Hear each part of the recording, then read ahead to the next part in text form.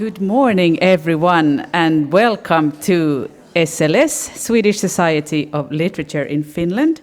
My name is Ruth Illman, and I'm the head of research at SLS. It's great to see so many of you here. We have a full day in front of us, so I will only say a very few words to begin today. The Society of Swedish Literature in Finland is one of the largest financiers of research in the humanities and social sciences in Finland and in Nordics. We finance both working grants for researchers and then also research projects, one of which is the one you will be listening to today. We have a huge archive. We publish literature, scientific literature in Swedish, and in many ways try to bring knowledge and research about Swedish language and culture in Finland. This house where we are now, this used to actually be an old girls' school, and for a long time this was where the society was based. But now we're in a house 2 blocks away. And this hall here is for events for several different organizations. And as you might have noticed, there is a kindergarten in this house. We closed the window. They had a really nice time in the courtyard. But we have all different ages here. There's also a book publisher in this house today. So used in many ways for culture, children education, and so on. Now, I will shortly show you the program. I think many of you found this printed program when you entered. You can also, if you just go to the sls.fi website, you find it also online if you want to check it on your phones. And before we get going, I'll just shortly also show you the program. We're starting off now with the project manager, Ville, who will introduce the project to you. We have a keynote coming and some other presentations from the project before we head for lunch. And then we hope to see you all back again after lunch when we continue with project presentations and the second keynote of today. So we have a full and interesting day all the way until 5 o'clock today. And it's great to be here, and as you can see, there are some cameras here and there, so this event is being streamed, and we'll also have some participants who are with us online, if you wonder. So, heartfelt welcome, and I look forward to learning a lot of new stuff today. Thanks.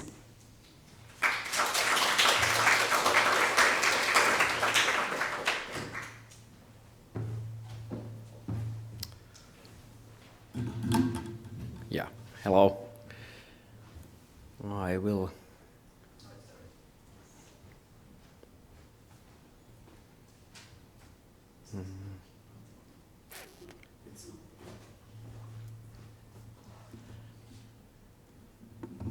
This one. Yeah. Okay. Hello, everybody, and thank you for joining us for this one-day seminar on conversation research. Conversations are kind of the centerpiece of human social life. Through them, we build relationships, we maintain our existing relationships, we share knowledge, we give support to each other, we solve problems together, and we coordinate activities in our communities and societies. And despite their importance, the scientific study of conversation has traditionally been rather fragmented. Disciplines such as psychology, linguistics, sociology have each contributed insights to conversation, but often from largely separate perspectives. And in the Interaction Analysis Lab and within this project that is now coming to its end, our goal has been to bring together some of these perspectives and to combine them with some modern methodological approaches. The goal has been to better understand the underlying mechanisms that kind of drive human interaction. And today I'm delighted to share the work conducted within this so-called EnTiTy project. I will not spell out the project name, but it's something similar to the title. It's so long. And our goal is to discuss what our findings and the findings of our collaborators can tell us about the nature of conversation. Here is the program, and Ruth already walked you through that, so I will not say more about the program, other than we have 7 wonderful presentations, and I'm really looking forward to them. To start the scientific program, I would like to introduce the team, the central team that is running through most of today's presentations: interactional engagement. Interactional engagement can be thought as the engine that keeps conversations going.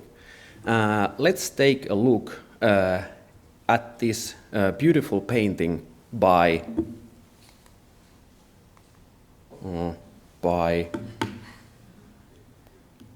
William Untermolen that I think captures what engagement is and how it is how it shows up in our behavior. You see 2 individuals having a conversation.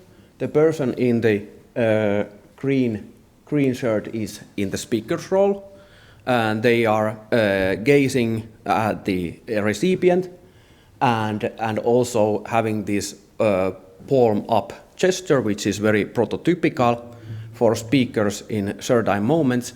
And with that gesture, the person is kind of inviting the recipient to participate. The recipient, in turn, is attentively gazing at the speaker, and you can easily imagine their nodding and making these kind of short vocalizations like okay, and so on, just at the right moments to encourage the speaker to go on and to also signal that they are attentively listening. And these kinds of behaviors represent what we might call as the overt side of engagement. These kind of visible signals through which we express that we are present and we are actively involved in that encounter.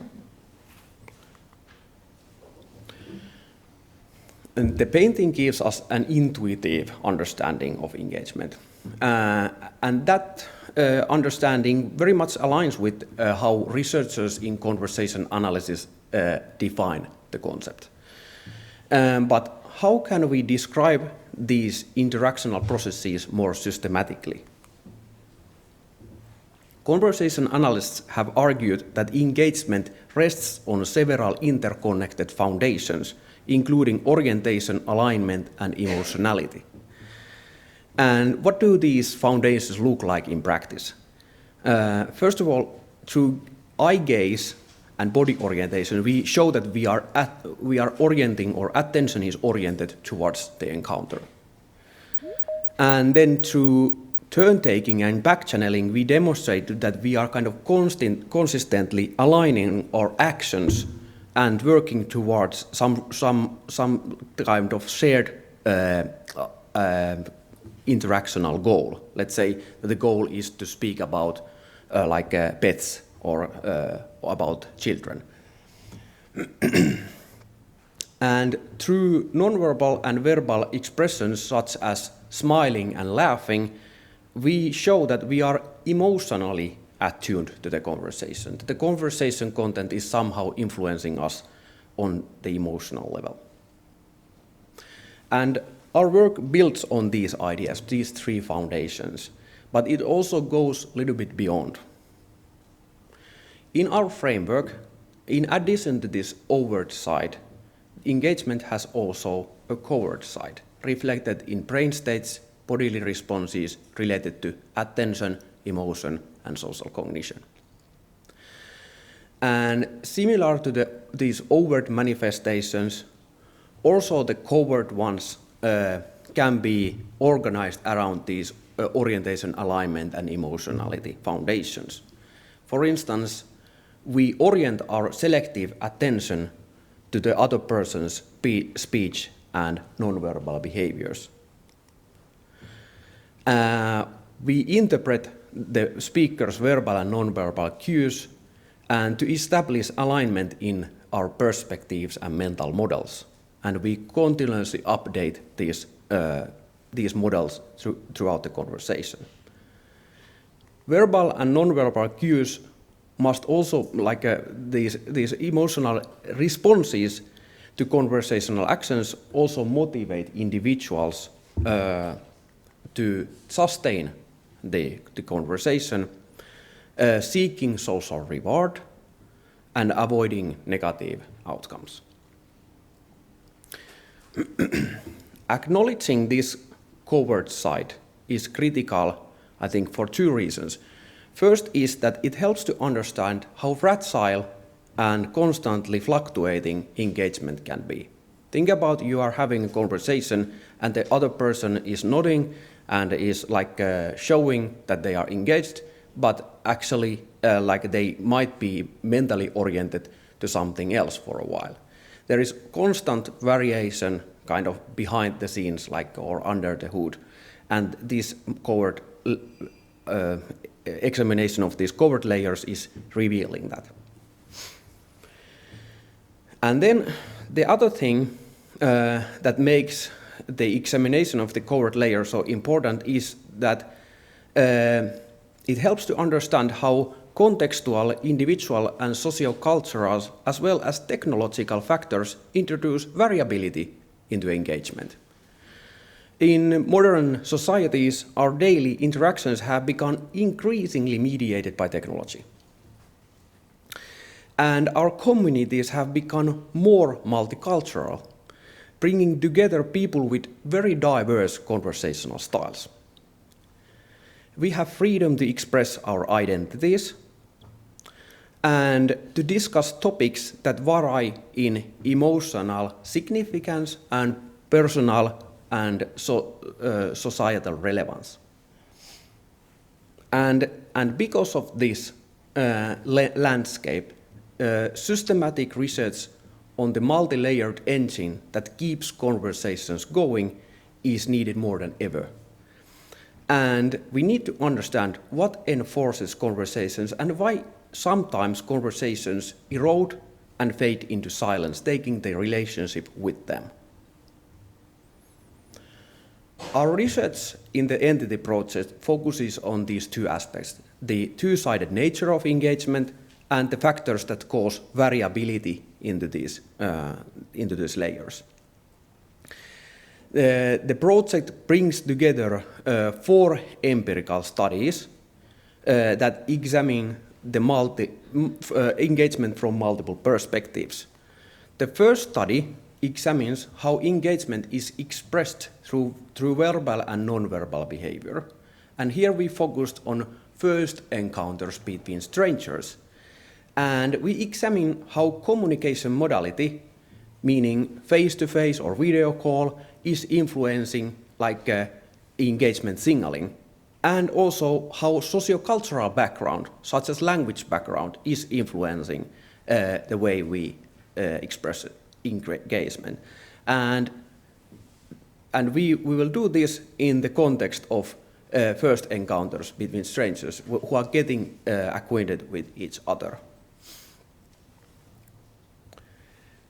The second study moves beyond the observable, also addressing the covert attentional processes.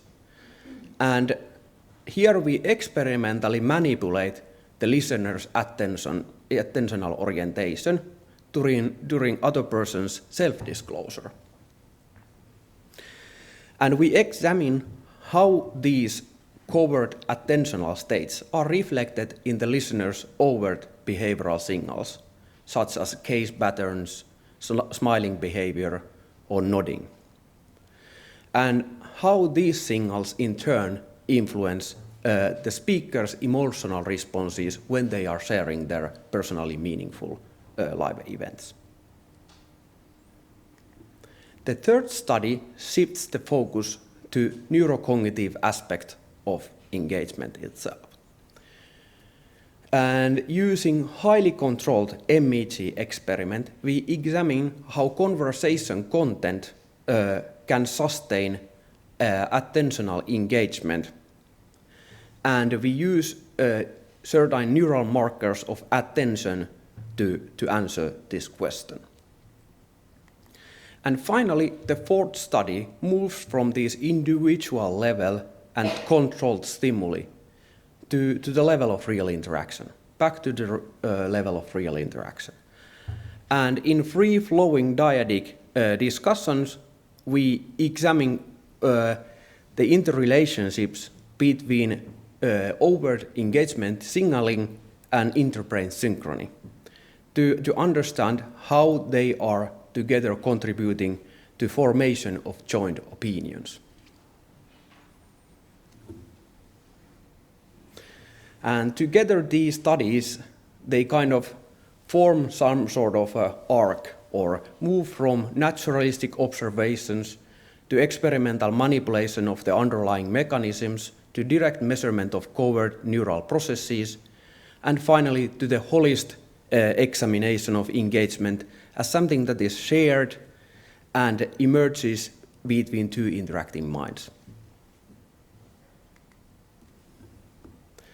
Ultimately, our goal has been to answer a fundamental question: what keeps conversations going? This question started to haunt me, especially after the COVID restrictions, and I started visiting office more often. And the thing was that I found myself having surprisingly awkward conversations with my colleagues. Here's a picture of that. And I kept wondering what the trick was again. How do I keep these encounters running smoothly? But the question is about much more than my own failed social interactions. Basically, how do people sustain their social relationships between through conversations? Why do some relationships flourish while others gradually erode as the conversations become less frequent and eventually fade into silence?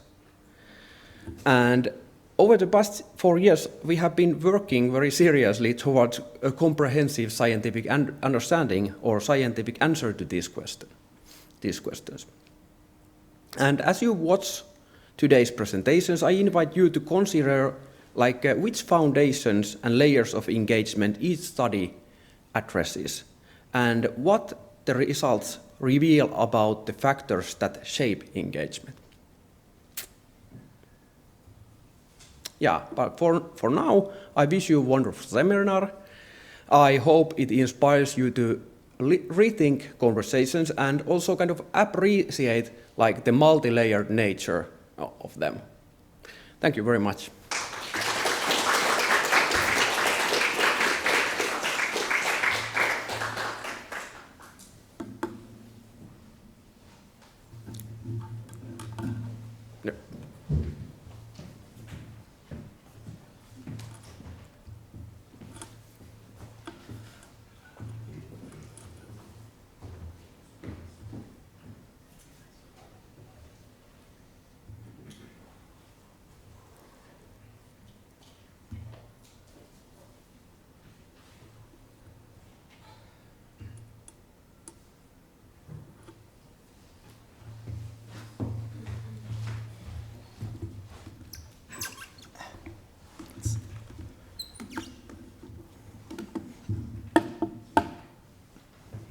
All right, so thank you all for attending today. I am Marko Söderman, PhD student within Ville's project.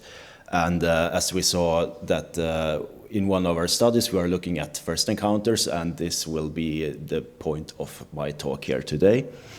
So I will talk about the first encounters. But imagine that you're attending a summer course with a lot of students from various countries, different cultures, different languages, all trying to intermix and talk to each other in different ways. And you notice that you have a hard time speaking with certain people. You're uncertain why can't I really connect with this person? But later it turns out this person really enjoyed the conversation with you, but you can't really figure out what it is. But the reason for this is that the way we show engagement and show that we are attentive within the conversation may be learned through culture and how we grew up. So within a language community or a cultural community, the baseline for showing engagement can be different. And me as a Swede coming from Sweden, this has been a hard time for me in Finland because I feel that people sometimes don't listen to me, but they may very well be listening to me.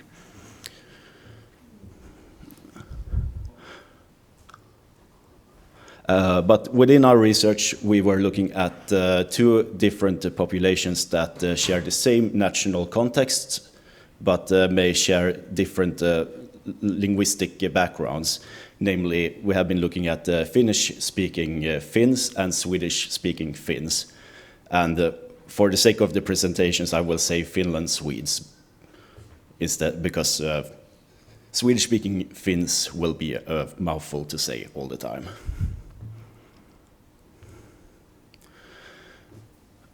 Ville already talked about backchanneling, and backchannels is a way that we as listeners show that we are engaged, and they can be embodied that we are using hand gestures, gaze direction, and nodding or shaking our heads, and so on and so forth.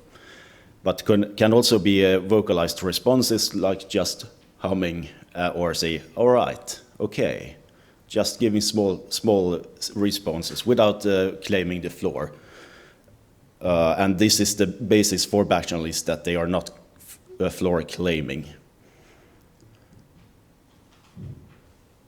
And as I just said, such actions may indicate a greater degree of involvement, but may also be the bare minimum for what the culture or linguistic background actually kind of dictates. So when we are looking at how people provide the back channels, we also have to take the person providing their background into consideration. And furthermore, as Ville was also saying, that in modern times we use a lot of technology, and technology can constrain the way of how we are providing back channeling because we are not sharing the same space, and we cannot touch each other or make this kind of more intimate cues on how we are listening or showing that we care what the other person are saying.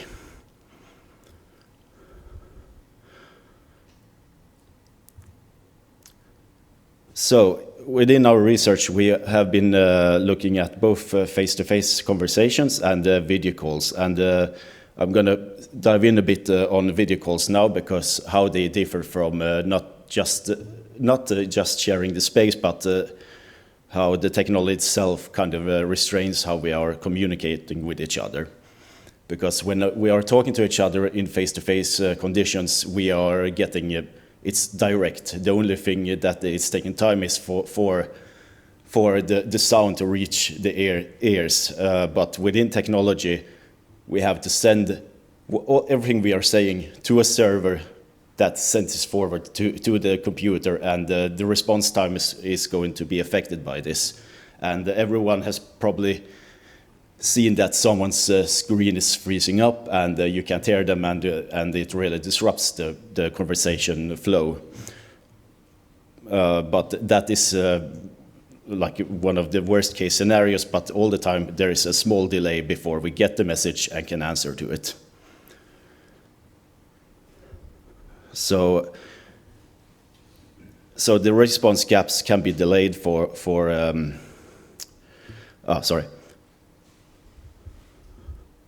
And there is evidence for that the video mediated setting reduced back channeling, But although the evidence is still limited, this is still not researched that much still. And what we also have seen is that video calls tend to make interaction more formal, which may affect how participants display engagement.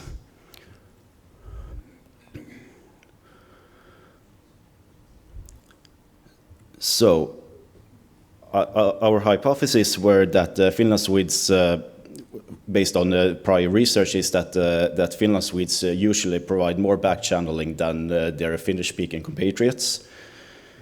So we kind of expected that Finland Swedes produce more back channels at a higher rate than Finnish speakers, also in our data. And due to this delay and the formality of video calls, we expected back channels are less frequent in the video-mediated interaction. And as such, we also proposed that cross-cultural differences are less pronounced in video-mediated interaction. So what we did was to invite people that were unknown to each other, strangers. Someone asked, is it possible to find two Finland Swedes that don't know each other, but it was not that big of a problem. We actually made sure that they were at least went to school in different places in Finland before we paired them together. So we invited them to our lab in Meilahti, here in Helsinki, and we have some pictures here, but they were also prepared with some other tools for our studies. But they got 5 minutes on them to get introduced, and it was like just free that get to know the other person, and then they had to speak together, like who are you, what are you studying, and so on and so forth. And to prevent them not to interact before the test, we had them come into into the building through different doors and try to make sure that they don't speak prior to the test. And once we had the equipment was ready, we had the curtain that you see up on the left that we kind of just pulled out, and then they could start the conversation. In the video call condition that we also had they were sitting in different rooms, so we basically just started the camera in Zoom for them to start to interact, but otherwise the test was pretty similar.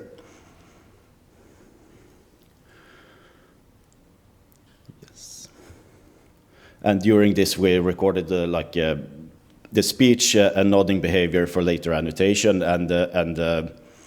and we used the Illman to do all of this, and we kind of marked the turns or the floor holding, and we annotated nods and the verbal back channeling.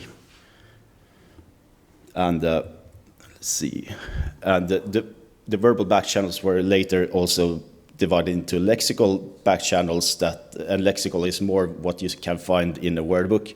Of course, you can find humming in a word book, but the more orthodox way of seeing lexicality. And then we had the non-lexical, which is close to what is called continuous, and it's all kinds of humming or this kind of right, but not all right. Sorry, yes, and for the nodding, it's a bit hard to find a definition of what a nod is, and it's usually just for this study we do define it like this. But there are some papers that really describes a nod, and we used just a normal pitch up followed by a pitch down or vice versa. So just up. That's one nod, and of course a nod can be standalone, just one, or they can be in a longer series of nods.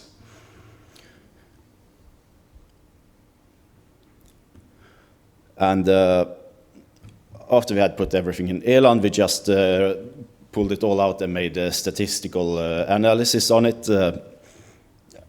So just to be able to compare the frequency of nodding and verbal back channels and just to count which linguistic group used the most and during what condition.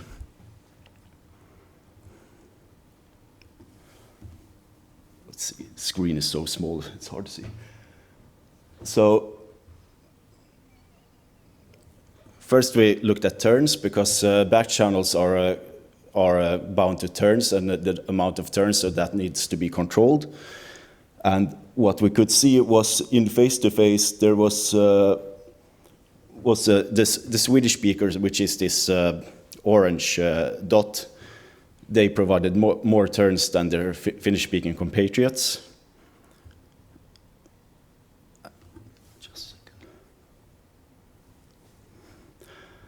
But this difference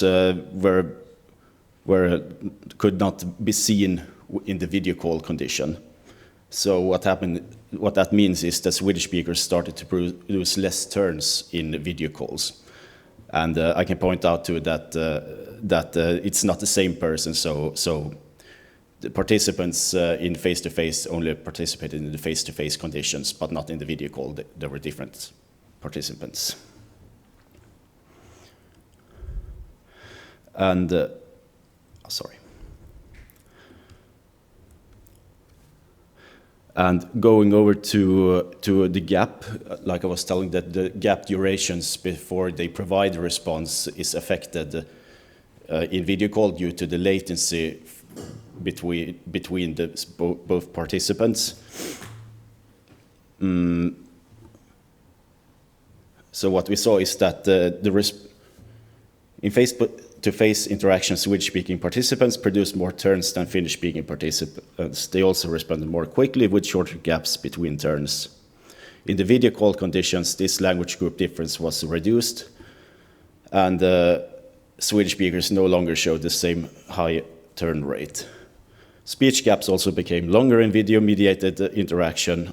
This suggests that video calls changed the temporal organization of the conversation. In other words, the medium does not only affect what people say, but also the rhythm of turn-taking itself. Sorry.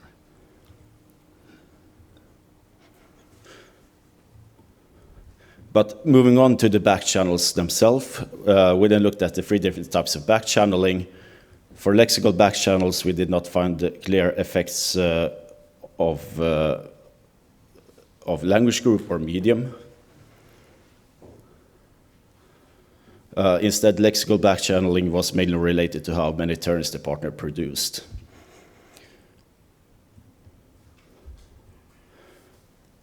The pattern was different for non-lexical back channels.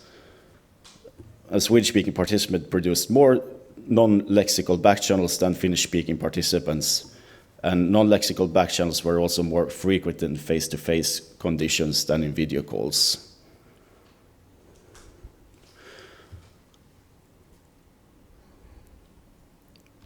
Just gonna skip a bit. And for nodding, we have divided into noddings per minute to get more comparable data. And in face-to-face, we could see that Swedish speakers nodded a lot more than their Finnish-speaking compatriots. But in video call, we can also see that this difference is a lot less than in face-to-face conditions. So here we can see that the video call in many ways really affects how we kind of interact with each other, but also that it affects some linguistic groups or cultures differently than others. And that, in other words, that in this case, Swedish speakers have to adapt to the video-mediated medium a lot more than their Finnish-speaking participants.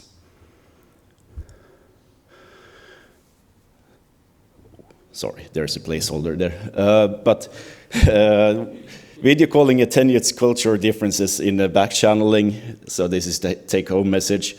Video calls constrain high engagement interactional styles, which the Swedish-speaking are. They have a more style where they are more showing more engagement. As Ville said, it's not meaning that they actually are engaged; they are just showing it. And the potential effects on first impression or meeting or interviews may be affected by this, especially if we go to if we have intercultural communication. But that is a question for future research, how that works. For in our research, we only looked at the groups side by side. Cool. I am now ready for your questions, and the famous words of Captain Jean-Luc Picard: engage.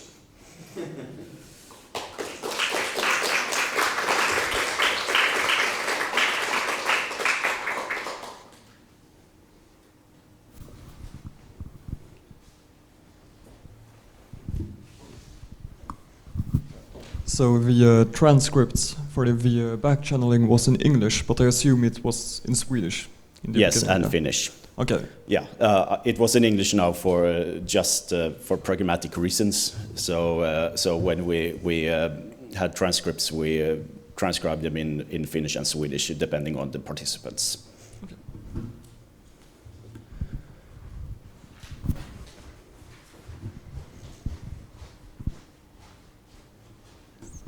Thank you for the interesting presentation. I thought about that. How much data did you have, and how did you define turns? Let's start with the hard part, the definition of turns. I know in the literature there is a discrepancy what a turn is, but we kind of conflicted with the floor holding, and that the turn kind of provides something more to the conversation than just being a small response. So when if people start to tell something about their own stance on something, then it's a turn on its own. But I do know that even some people would want to make a turn on its own. Yeah, and how much data did you have? The data, yes. I don't remember in hours, but was it 152 participants? 154 participants. Divided by 2, you get the dyads numbers, and it's. I'm poor at math, so sorry. Yeah, but quite a lot. Yeah. Yeah. Thank you.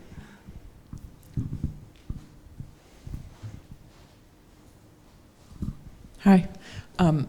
Very cool data.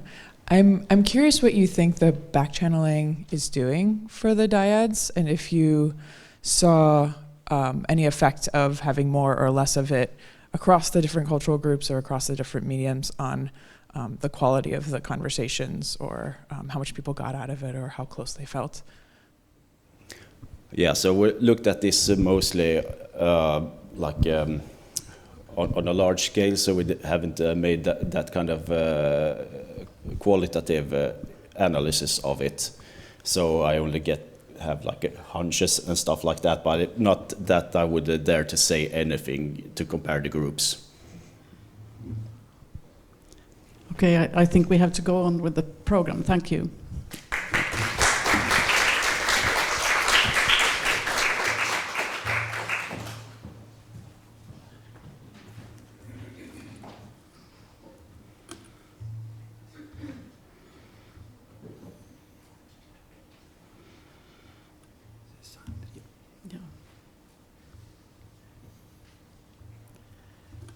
Tässä on tämmöinen klikkari kanssa.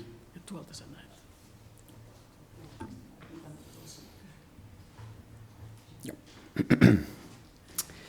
So, hello everyone. Thank you for joining. My name is Santeri Lepistö. I'm a doctoral researcher here at the University of Helsinki, part of the Interaction Analysis Lab.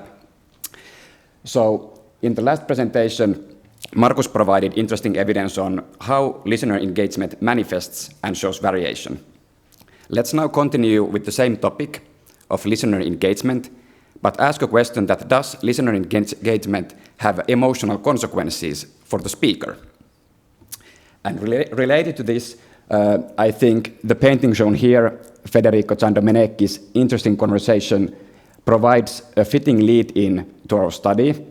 As the painting, if you look at the figure, you can see that it nicely captures a moment of intense social interaction. And it reminds us that the conversations often concern topics that matter deeply to the interactants involved. Let's start with a little thought experiment. So imagine yourself in a situation where you're sharing a deeply personal experience, perhaps related to a social conflict or difficulties in working life or challenges regarding personal health. And during such moments of self-disclosure, do you think that the way listener behaves would affect how you feel? And if it does, why? So this is the question we wanted to study. And this question, how listeners shape speakers' emotions, becomes especially relevant in modern human communication. So in today's world, our interactional environments are filled with attentional distractors. So we have the mobile phones, there's multitasking, divided attention. And according to the previous research, such attentional distractors indeed change listeners' interactional engagement and also the outcomes of the conversation. And at the same time, we have the transition toward technology-mediated interaction. So there's the shift from face-to-face to what we might call place-to-place interactions. So that is the video calls where the interactants do not share anymore the same physical environment. And similarly, according to the previous research, such transition changes emotionality of the interaction. Yet, what is poorly understood is that how exactly listeners influence speakers' emotional state, and whether there is alterations depending whether the interaction takes place face-to-face or video call, and whether there is an attentional distractor or whether the interaction is without such disruptions. So accordingly, in this study, we had two manipulations. First, we had the attentional distractor manipulation. So as listeners, the participants either engage to the speaker's self-disclosure with their full attention, or in another condition, the listeners were distracted. So in this disengaged condition, while the speakers were revealing personal information about themselves, we put the listeners to do math. So in other words, we divided the listener's attention between the actual interaction and this mental arithmetic calculation math task. And secondly, we also had this communication medium manipulation. So half of the participants completed these self-disclosure interactions in the face-to-face setting, and the other half of the participants completed the identical experiment through a video call. And in this study, we had 64 participants. Okay. And ultimately, we were interested in about the question that is there changes in speakers' emotional state? So we examined the speaker's physiological arousal through phasic skin conductance, and then we asked the question that across these engaged and disengaged conditions and across these different communication mediums, is there changes in the speaker's physiological arousal? Let's go to the results. So, when inspecting the outcomes, we found out that when the listeners are disengaged, this disengagement heightens speakers' arousal in face-to-face interaction. So this indicates, as one possible interpretation, that when the listeners are disengaged, such disengagement is experienced by the speakers as socially stressful. And that's why we see an increase in the physiological activity. Yet, what was interesting was that this effect disappeared in video call interactions. So in other words, such disengagement did not produce heightened physiological arousal in the speakers when the interactions took place in a video call setting. So this indicates that indeed video calls can dampen emotionality or the emotional tension between listener and speaker. And this raises a question that how exactly listeners influence speakers' emotions. So as we just saw, indeed, listener disengagement seems to affect the speaker's arousal, but how? And similarly, it seems like that video calls can disrupt the emotional dynamics between listener and speaker, but how? So what we did next, we zoomed into the interaction itself and studied changes in specific listener engagement behaviors. So we used computer vision-based analysis methods and electrophysiology, and we tracked changes in nodding behavior, gaze orientation, and smiling. We had the identical experimental design, but this time with 160 participants. Okay, let's then take a look what exactly happened during the presence of an attentional destructure. So was there changes in listeners' observable engagement behaviors? So what we saw was a systematic collapse. So the attentional destructure disrupted all listeners' engagement behaviors.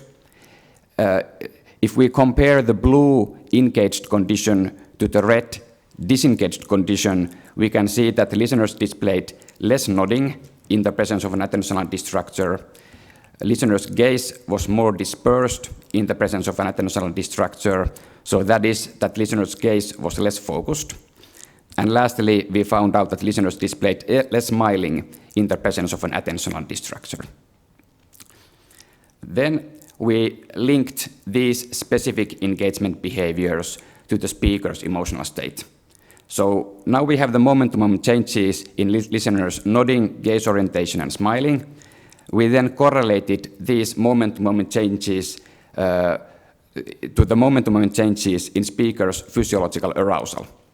So the idea was that do we see a pattern that when there is an instance of a listener's behavioral expression, is that followed by a change in the speaker's physiological arousal? Okay, let's go to the results. So we started with the inspection that is there a timingly related connection between these two signals, listener's behavior and speaker's arousal. What we saw was a consistent timing-related relationship. So, and this was a minus 5-second lag. It indicates here that when there was an instance of listener's behavioral expression, it was indeed followed by 5 seconds later a change in the speaker's physiological signal. And now when we have the timing-related lag inspected, we then studied the actual effects. So we compared the real correlations, those are the green lines, to the yellow lines, which are pseudo-correlations. So these yellow lines represent pseudo-interaction correlations derived from the shuffling of the speaker's physiological signal. So in other words, we formed a so-called random baseline to which to compare these actual real associations. And we found out that these listener behaviors indeed drive moment-to-moment changes in speakers' arousal. If we start from the nodding, we can see that this effect was quite subtle, yet it was statistically significant. So listeners' nodding behavior stimulated speakers' arousal. For gaze, we found a more pronounced effect. So listeners' gaze diversion increased speakers' arousal, suggesting that when the listeners divert their gaze away from the interaction, this leads to the arousal increase in the active speaker. And lastly, we found out that similarly, listener smiling had a stimulating effect on speakers' physiological arousal. And this was also a pronounced effect. So if we now look all of these results, we can see that there is some complexity regarding these listener-speaker emotional dynamics. So on the other hand, listeners' signs of disengagement, like gaze diversion, that indeed increases speakers' physiological arousal. And vice versa, when the listeners are in eye contact, it has a non-stimulating or, in a sense, calming effect. Yet, we also found out that listeners' active signs of engagement, like active smiling and active nodding, those signals can also stimulate speakers' arousal, revealing some of the complexities how listeners regulate the speaker's emotional state moment by moment. Okay, then we further unpacked these signals, and what we found out was that the effects are dependent on communication medium and listeners' level of attention. So if we compare these correlation strengths, we can see that listeners' gaze diversion had a weaker effect in video-mediated interactions. So this indicates that listeners' gaze diversion is experienced as less salient through a computer screen by the speakers. And we also found out that listener smiling had a stronger effect on speakers' physiological arousal when the listeners had the possibility to engage to the speaker's self-disclosure with their full attention. Okay, finally, I come back to this question that I presented in the beginning of this talk. So, if the listeners influence speakers' emotional state, we can ask the question that why? So after presenting some empirical evidence, let's now try to give a more theoretical account on the subject. So listener behaviors are emotionally meaningful, but why? One way to think about it is that listener behaviors function as social rewards and social threats during the interaction. And what does that mean? We can think about that listeners' engagement behaviors show reward and threat-related relevance for the speaker's active social goals, as the listener engagement behaviors either align with the speaker's social goals or they conflict with the speaker's social goals. So that is, they tap to the speaker's so-called appetitive, defensive, motivational systems, interactional concerns, and in doing so, they can drive changes in the speaker's emotional state. Let's take an example. So, listeners' gaze diversion can be conceived as a social threat as it conflicts with the speaker's need to feel heard during the act of self-disclosure. So it taps to the speaker's defensive motivational system, and that's why we see arousal upregulation. So there is an increase in the speaker's physiological activity, increasing speaker's vigilance, adaptive preparedness, and capacity to cope with the situation. And interestingly, these emotional dynamics seem to change in the video call setting. So listeners' gaze diversion is possibly experienced as less socially threatening signal in video calls, and at the same time we can think about that in the video call setting the speaker's expectations concerning the need to feel heard are in a sense lowered because of the lack of physical presence. So the physical distance possibly creates also some emotional distance between the interactants. Okay, let's go to the conclusions. So we found out that listeners' observable engagement behaviors arise from covert attentional processing, and these observable engagement behaviors in turn actively regulate changes in the speaker's emotional state. And lastly, we found out that these emotional dynamics between listener and speaker are disrupted under divided attention and in online interaction, indicating that the interactional conditions themselves also affect how we emotionally connect. Thank you.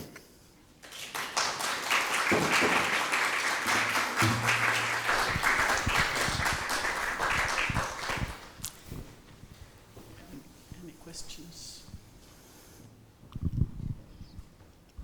Thank you. This is really fascinating to see how your data analysis here.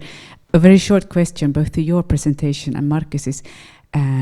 What were the generational, the age gaps between these persons? Did I understand that these are young people, students that you have been interviewing? I guess then age difference is a totally other dimension that has not been included in this spectrum. That is a very good question. That there is certainly variation regarding these listener-speaker dynamics if we take into account age or cultural diversity or neurological diversity, such kind of factors. So mainly our sample consisted of university students. It was the age range was surprisingly large, but still mainly the participants were indeed university students. So yes.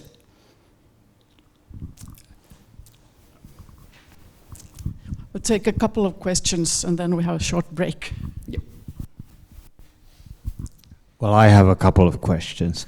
I'm going to give you some difficult ones.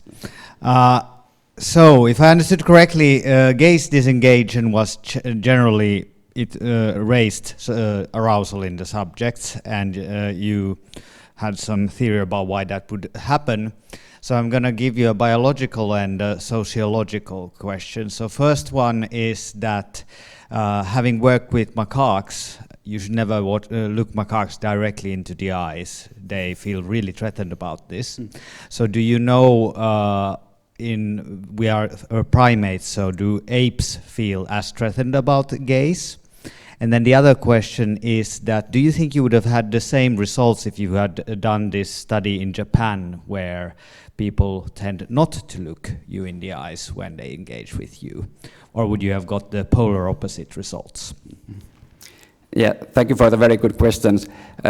Yes, this is a very complex one because indeed there is a lot of evidence that actually during eye contact we can see an increase in arousal.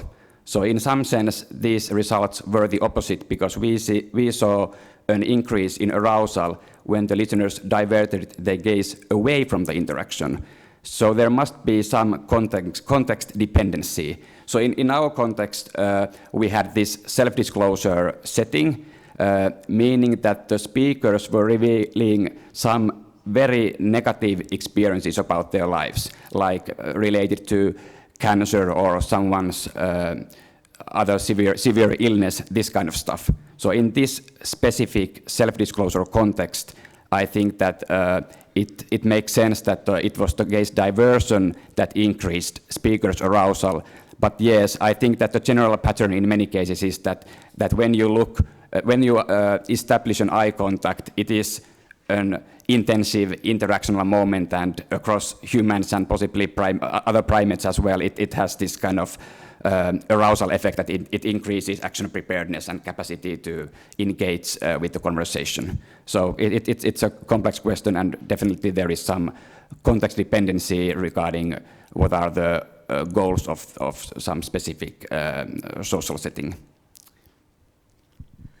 Thank you for this interesting presentation too. And my question is an easy one, and I think you might have just answered it, because I thought about this, about this speaker and listener, but it was there any kind of places in the data that you were not quite sure if this person is a speaker or because the speakership and listenership is a dynamic concept, of course, but if it's that they are like telling a story or something, then it's more clear. Yeah. Very good question, and thank you for asking. So in this experimental study, it was controlled, so the participants were assigned. So in some specific interaction, the other participant was all the way as speaker, and the other one was a listener, and then after 3 minutes they switched their roles. Yeah. So it was very kind of strictly defined in this study. Yeah. Thanks. Thank you. Okay, thank you. And now we take a short break and continue with one speaker, Judith Holler, who will speak online. Yeah.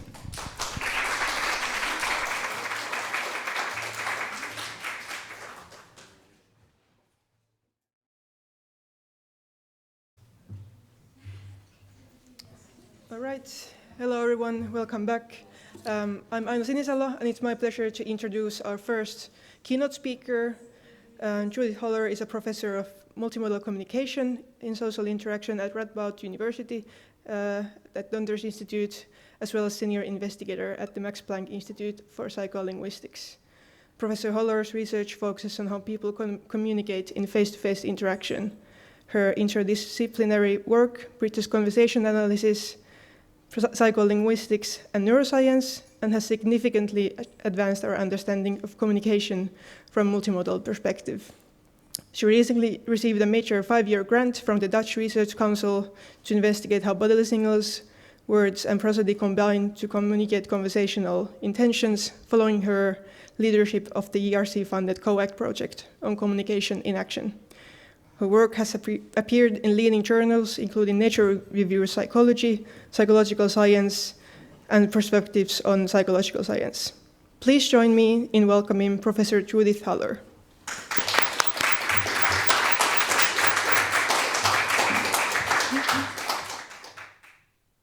Hello, can you hear me? I hope so.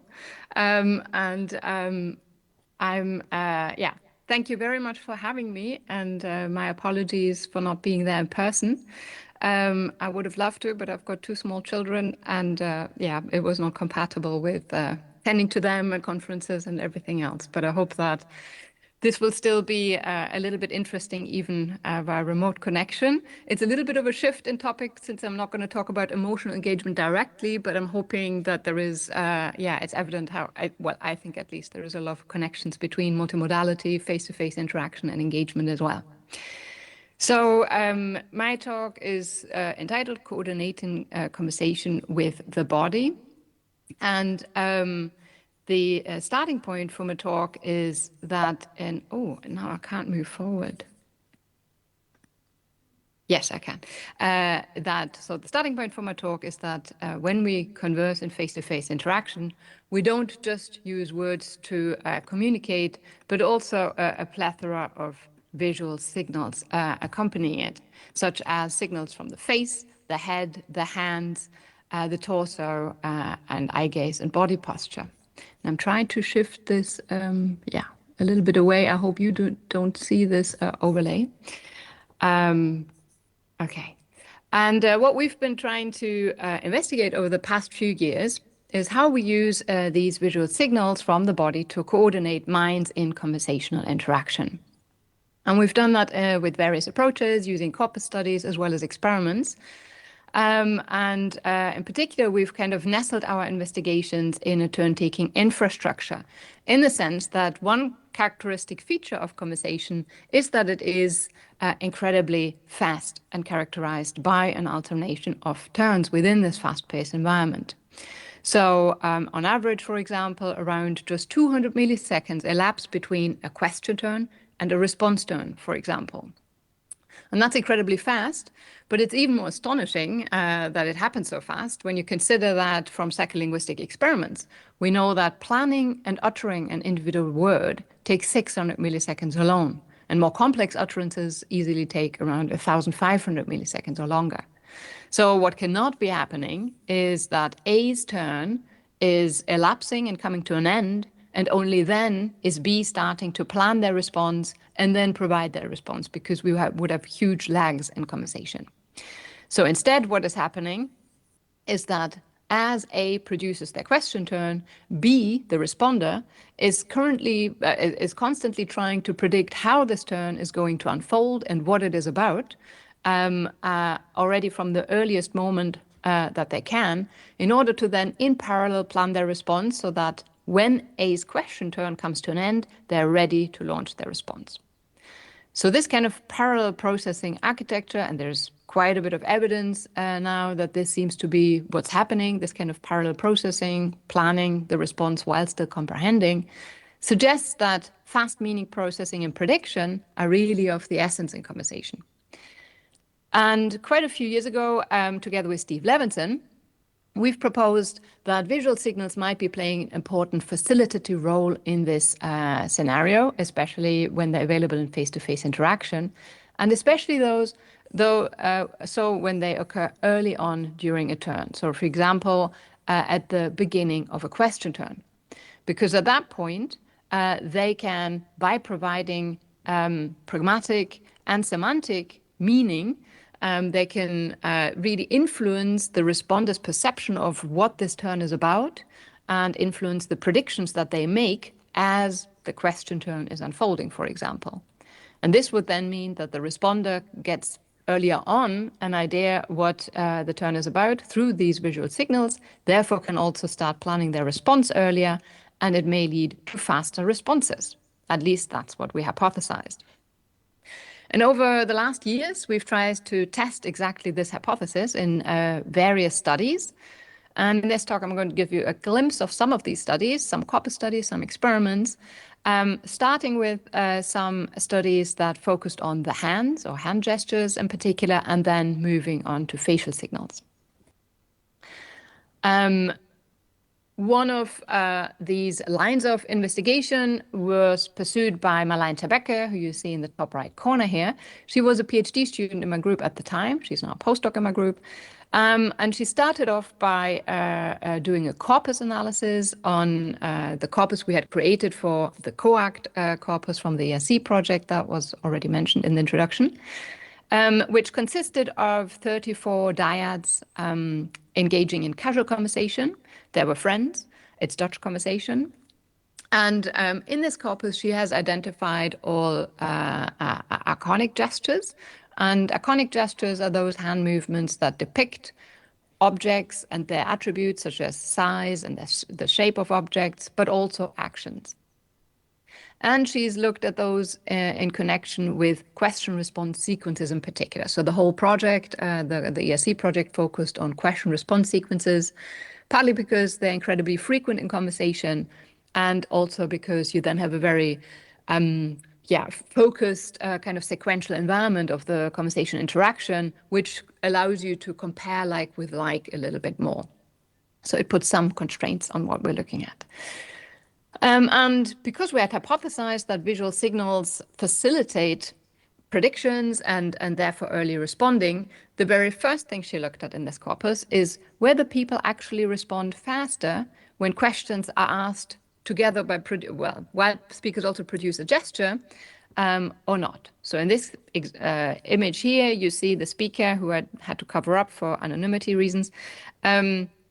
The speaker here performing a typing gesture with his hands while asking the question, how old were you when you learned to type? And the hypothesis was that people might be responding faster to such questions than those questions where people might just ask, oh, how old were you when you learned to type, but did not do a gesture. And this is indeed what happened. So we were quite surprised by this. I was skeptical at first, but people really seemed to respond faster, significantly faster to questions that were accompanied by gestures.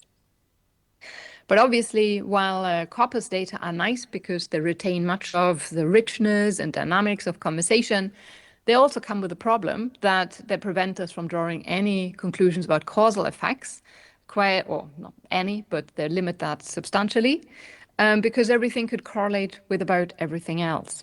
And so it could be that the type of questions that people produce gestures with are simply different than the questions that are produced without gestures, for example. So we also then found evidence from a different corpus where in a different language, namely English, where we found the same pattern, but we also wanted some experimental data on top of that to control for some of these potential differences. And so what Marlene did is ask an actress to produce questions together with gestures or without. And we blocked the mouth, as you can see here in the image, which allowed us to use exactly the same audio in the gesture and the no gesture conditions. So we just pasted the audio onto both videos. And that meant the questions were identical in both conditions. The prosody was identical.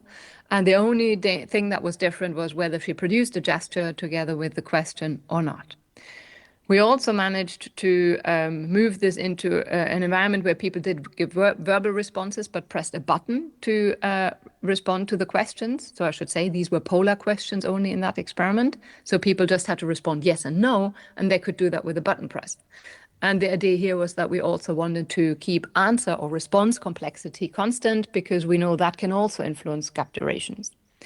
So under these admittedly quite contrived and a lot less naturalistic circumstances, but offering us this also much needed control, we found that the findings replicate, namely that questions with gestures were responded to faster again than questions without gestures.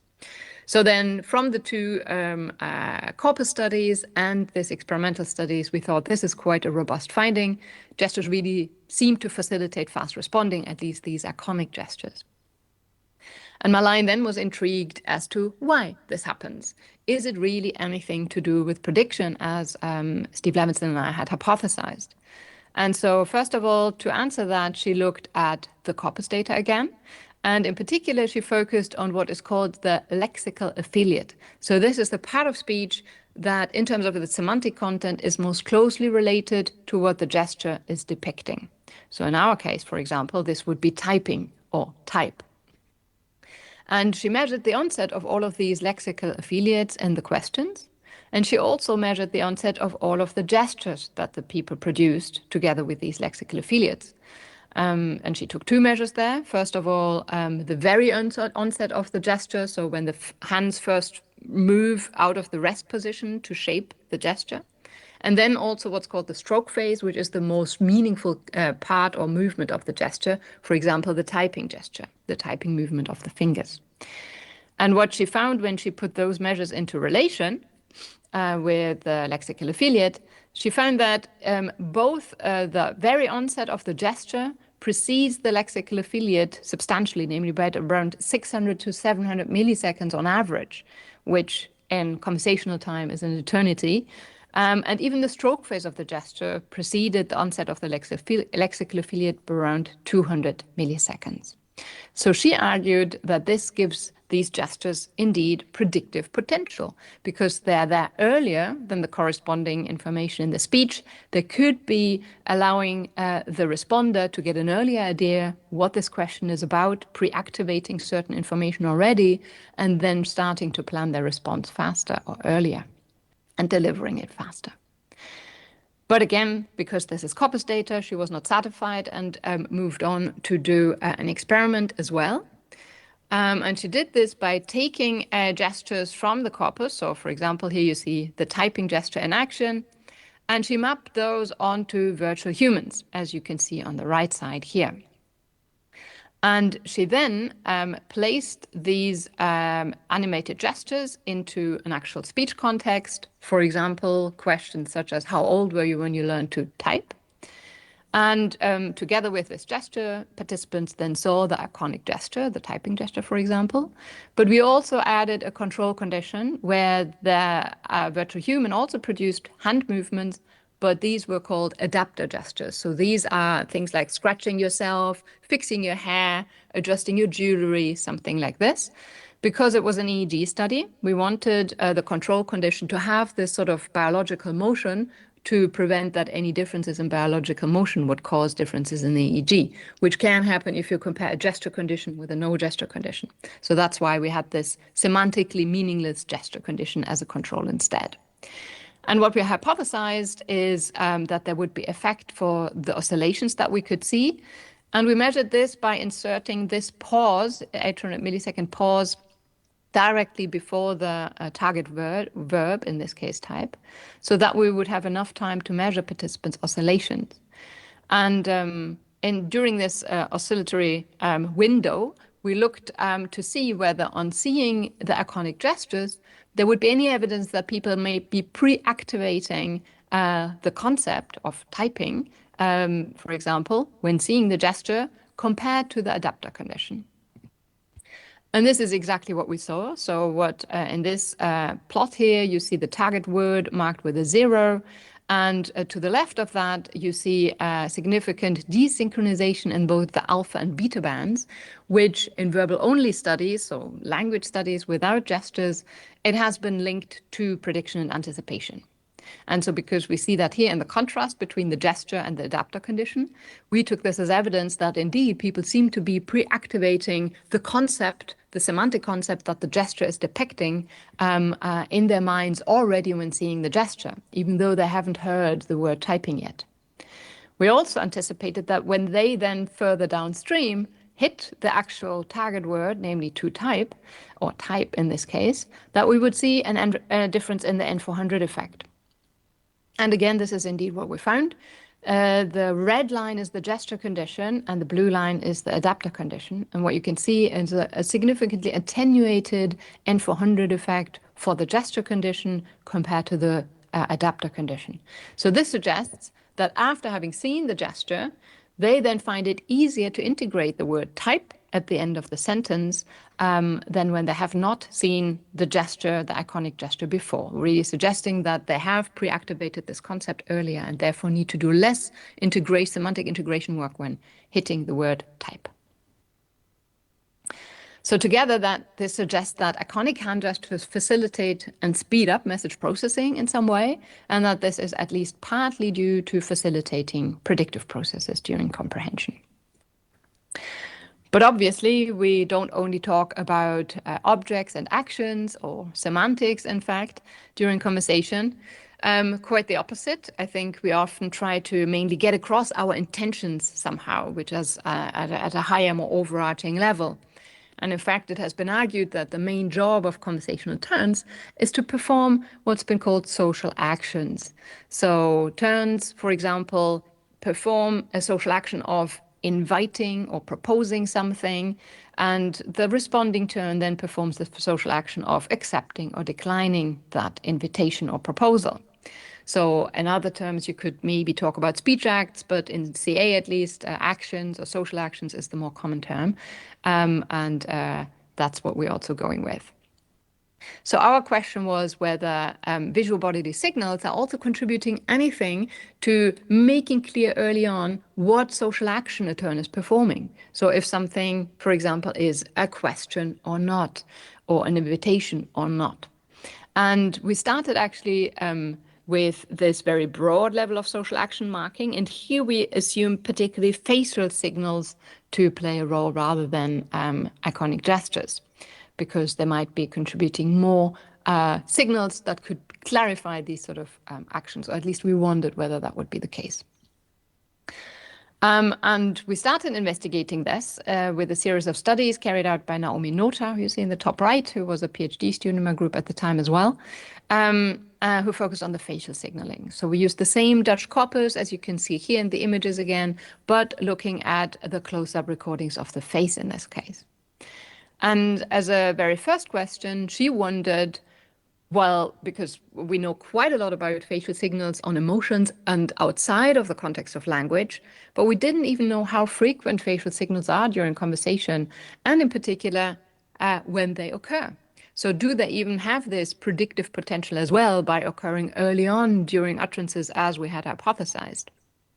And in order to get a handle on that, she, first of all, just plotted these signals and when they occurred.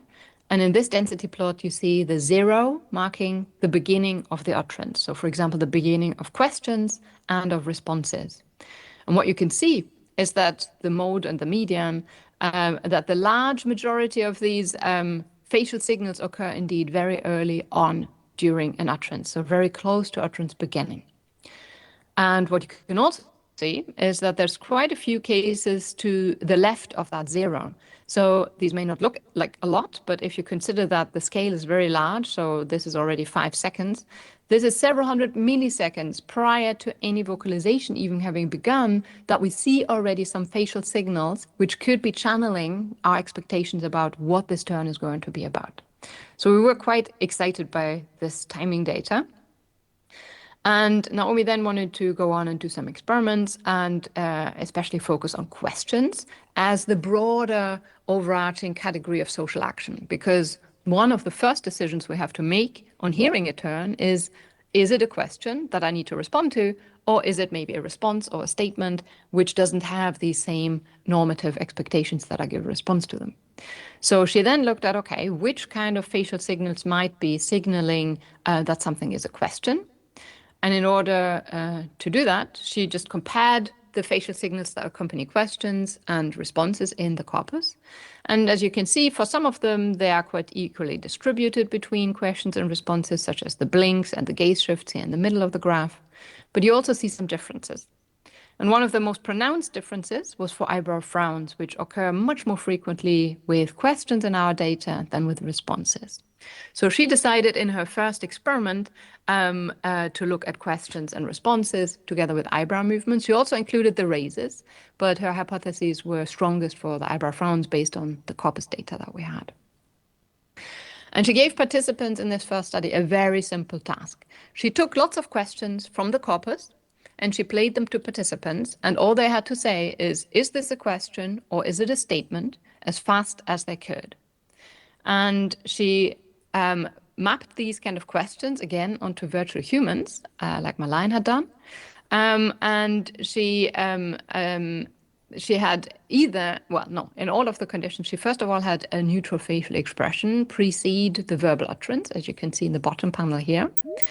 And then she had a manipulation where either the virtual human retained the neutral facial expression and just uttered the question, or she had an eyebrow frown accompany the question, and you can see that it started slightly earlier than the verbal utterance, as was typical in the corpus data, or she had an eyebrow raise accompany the question. So these were the naturalistic eyebrow movements that accompanied the questions in the original corpus. So what she did not do is pair the same question with an eyebrow frown and an eyebrow raise, but rather she took the original questions from the corpus, and when they had an eyebrow frown in this experiment, she either retained that frown on the virtual human or in another condition stripped away that eyebrow frown. And the same thing she did with questions that were naturally occurred with an eyebrow raise. She either put that raise on the avatar, or in another condition, she stripped that eyebrow raise away. And she then made a comparison between the frown version and the no eyebrow movement condition, and then between the eyebrow raise condition and the no eyebrow movement condition, so that she could compare within the question sets. She looked at both accuracy and reaction times in how fast and accurately people made this decision as to whether something is a question or statement, hypothesizing that if eyebrow movements really help us identify the social action type at the broad level, then we should see an effect of the presence of these frowns or raises. And for the accuracy data, this is indeed what she found for the frowns at least. People were significantly more accurate at saying that something is a question when they saw this frown than when the frown was stripped away from the utterance. So they heard exactly the same, but they were more accurate at making that judgment when they saw the eyebrow movement as well. She didn't find any effect for the raises in the accuracy data. She then, for all accurate responses, looked at response times, and there she found an effect for both, and namely that people were significantly faster at deciding that something is a question versus a statement when they saw the eyebrow movement together with that question than when they did not. So again, suggesting that the eyebrow movements really contribute something to make people at least faster and more accurate, and presumably more certain when they saw the eyebrow movements, even though they heard exactly the same information. So this suggests that facial conversational signals occur early on during utterances, so they really have this predictive potential. And that also, when we look at perception, they seem to be able to facilitate intention recognition, at least when we look at this very broad level of intention or social action category, namely something being a question versus not being a question. But obviously, questions themselves can also do much more fine-grained social actions. A question can either be an information request, or they can convey the intention to seek clarification on something, or they can express skepticism if you say, do you really think that's a good film? Or they can express criticism if you say a question such as, are you crazy? So there is lots of differences in what the intention is behind a question. And so we also wanted to delve at this more fine-grade level of social action. And we did that with an experiment by James Trujillo, who was a postdoc in my group at the time. And he used yes/no questions, polar questions, such as, does sushi come from Japan? And he paired these questions, again, using virtual humans, with different subtle manipulations in facial and head signals. For example, he paired the question either with an eyebrow raise, or with a head tilt forward, very slight one, or with a slight head turn towards the side, or with combinations of these signals, namely a head turn plus a brow raise, a head tilt plus a head turn, or a head tilt plus a brow raise. And these are very subtle, small changes, but he wondered whether the presence of these would change the kind of intention that we attribute the virtual human in having, and why they were asking this question, even though people hear exactly the same thing in all occasions. So again, prosody and words were kept exactly constant. The only thing we manipulated was the presence and type of these visual signals. And in this case, participants were not asked to answer the question, but they were asked to choose from a selection of speaker intentions. And we then looked at what was the predominant attribution of intention to what the virtual human was after by asking these questions, and did that shift or change between these different conditions. And what we found that this was indeed the case. When people saw the questions or heard the questions and saw the brow raise and the head tilt, people primarily thought the virtual human was trying to seek information. But when we paired it with the head turn, the same questions, people primarily thought that the virtual human was expressing a stance of disapproval. When we paired the head turn with the brow raise, it changed again, and the primary attribution was that the virtual human would be seeking clarification. And when the head tilt and head turn was paired, or the head tilt and brow raise, people primarily perceived as the intention being an expression of skepticism. So we thought this was really exciting, because we really thought there were such subtle visual manipulations we wouldn't see much, but it was a very significant shift between responses in these cases. But at the same time, this was a very first study. It was not interactional in any sense. It was very offline in terms of the decisions that people made. And so we then wanted to move on to another study where we embedded this a little bit more in interaction. And this we did together with Alexandra Emmendorfer, who was also a postdoc in my group at the time. And here we delved a little bit deeper into the sequential structure of conversation, looking not at questioners' facial expressions in this case, but at the responders' facial expressions, because we wondered whether the facial signals might also be doing something interesting. And this was partly motivated by an earlier corpus study that I carried out together with Cobin Kendrick, where we looked at dispreferred responses. So whenever people give a response that doesn't quite align with the intention the speaker is hinting at or projecting, and the kind of response they are projecting to come, or that they're expecting. And these situations are always potentially a little bit face-threatening, depending on the type of conversation as well, of course. And so in our corpus data, for example, we saw that when people averted their gaze downwards or slightly to the side, that this was more associated, that it was more likely that a dispreferred response would follow, such as a declination of a proposal or invitation. So, do you want to come to my party? If then the person looked away, it was more likely that the person would say, no, I'm not coming, for example. But again, that was corpus data. And in part, we wanted to see whether we could see any experimental effects that would be in line with this. And we also wanted to look at various other facial signals. I'm not going to talk about all of them, but I have made a selection, and I'm going to show you what we did with those. What we used here is not a fully interactive paradigm yet, but we used an overhearer or overseer paradigm, where people observed an interaction or conversation between two virtual humans, A and B, who you can see here in the image. And they were engaging in mini dialogues that participants saw. A for example, started off saying, what are your plans this summer? B would then respond, I don't actually have any plans yet. A would follow up with saying, do you want to plan something together? And at that point, we didn't play B's full verbal response, or any part of the verbal response, in fact. We just showed B's facial expression. And based on that, we asked participants to say, do you think it's more likely that the response from B is going to be negative or positive? And we manipulated the facial expressions that B was displaying. I'm going to play to you what this video sequence looked like. It's in Dutch, but hopefully you can follow it based on the transcript on the side. I'm also going to play it in a... No, actually, I'm going to move straight on to the next one. So in this case, you can first of all see the full dialogue. It's in Dutch, but the subtitles are underneath. And in this first condition, it ends on a neutral gaze directly at the addressee condition.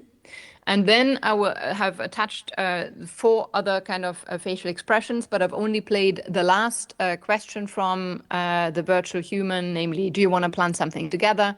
Followed by the respective facial expression, which is first of all the gaze down that we were interested in, then a frown, and then a smile, as you will see and hopefully hear as well. Wat zijn je plannen deze zomer? Ik heb eigenlijk nog niets gepland. Zou je samen vakantie willen plannen?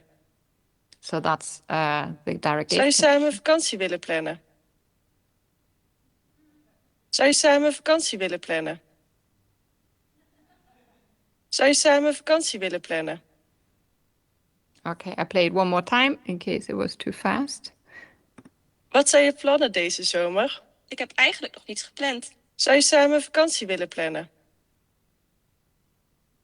Zou je samen vakantie willen plannen? Zou je samen vakantie willen plannen? Zou je samen vakantie willen plannen? Okay. So what we gave participants then in order to make their judgments is the kind of scale that you see in the top right here. They could choose between answer being maybe yes, or probably yes, or certainly yes, and the same differences on the more negative end of the scale. And we were interested in would their responses differ depending on which facial expression they had seen following the last question from virtual human A that was at the forefront. And what we saw is that in the direct gaze condition, the majority of the answers already assumed a positive response, namely maybe yes. And this kind of was really nice to see because it's very much in line with a kind of long-standing CA finding and claim, namely that in conversation we are kind of oriented generally towards affiliation and progressivity in conversation. And we think that even this neutral gaze of looking straight at the other person, we have as a default assumption that there will most likely be a positive response. One of our main interests then was in seeing whether this changed on seeing the averted gaze. And indeed, we found that the majority of responses suddenly was shifted towards the negative end of the scale, with most people saying maybe no as an expectation, or even probably no. And this was more extreme even on seeing the eyebrow frown, with even more people, or this being even more shifted to the negative end of the scale. And we saw the complete opposite on participants seeing the smile. So taken together then, this suggests that both hand gestures and facial signals often precede related speech, that these signals can foreshadow upcoming semantic and pragmatic utterance content, and that as such, they may facilitate predictive processing in conversation, and thus influencing also early response planning and timely responding. And this timely responding, or the gap length, obviously has clear implications for engagement in conversation, both in terms of the likelihood that we think something is going to be a preferred or dispreferred response, directly feeding into how face-threatening we expect that response to be. And we also have seen in the previous talks that, these gap lengths really seem to matter. So on the whole, we're hoping that these different studies and also the project in the entirety help us to develop more situated language production and comprehension models, by not just in looking at verbal utterances, but how we multimodally orchestrate our utterances and what the exact architecture of this is by looking at the building blocks, the multimodal building blocks of utterances and how they're timed with respect to each other. We're also then looking at how this influences cognitive and neural processing mechanisms and how these are embedded in interactive context. And with that, I'd like to thank everybody in my group, especially those people who were involved in the studies at the time. So this was primarily drawing on the ESC project, and various funders, and you for your attention. Thank you very much. Thank you. Are there any questions here?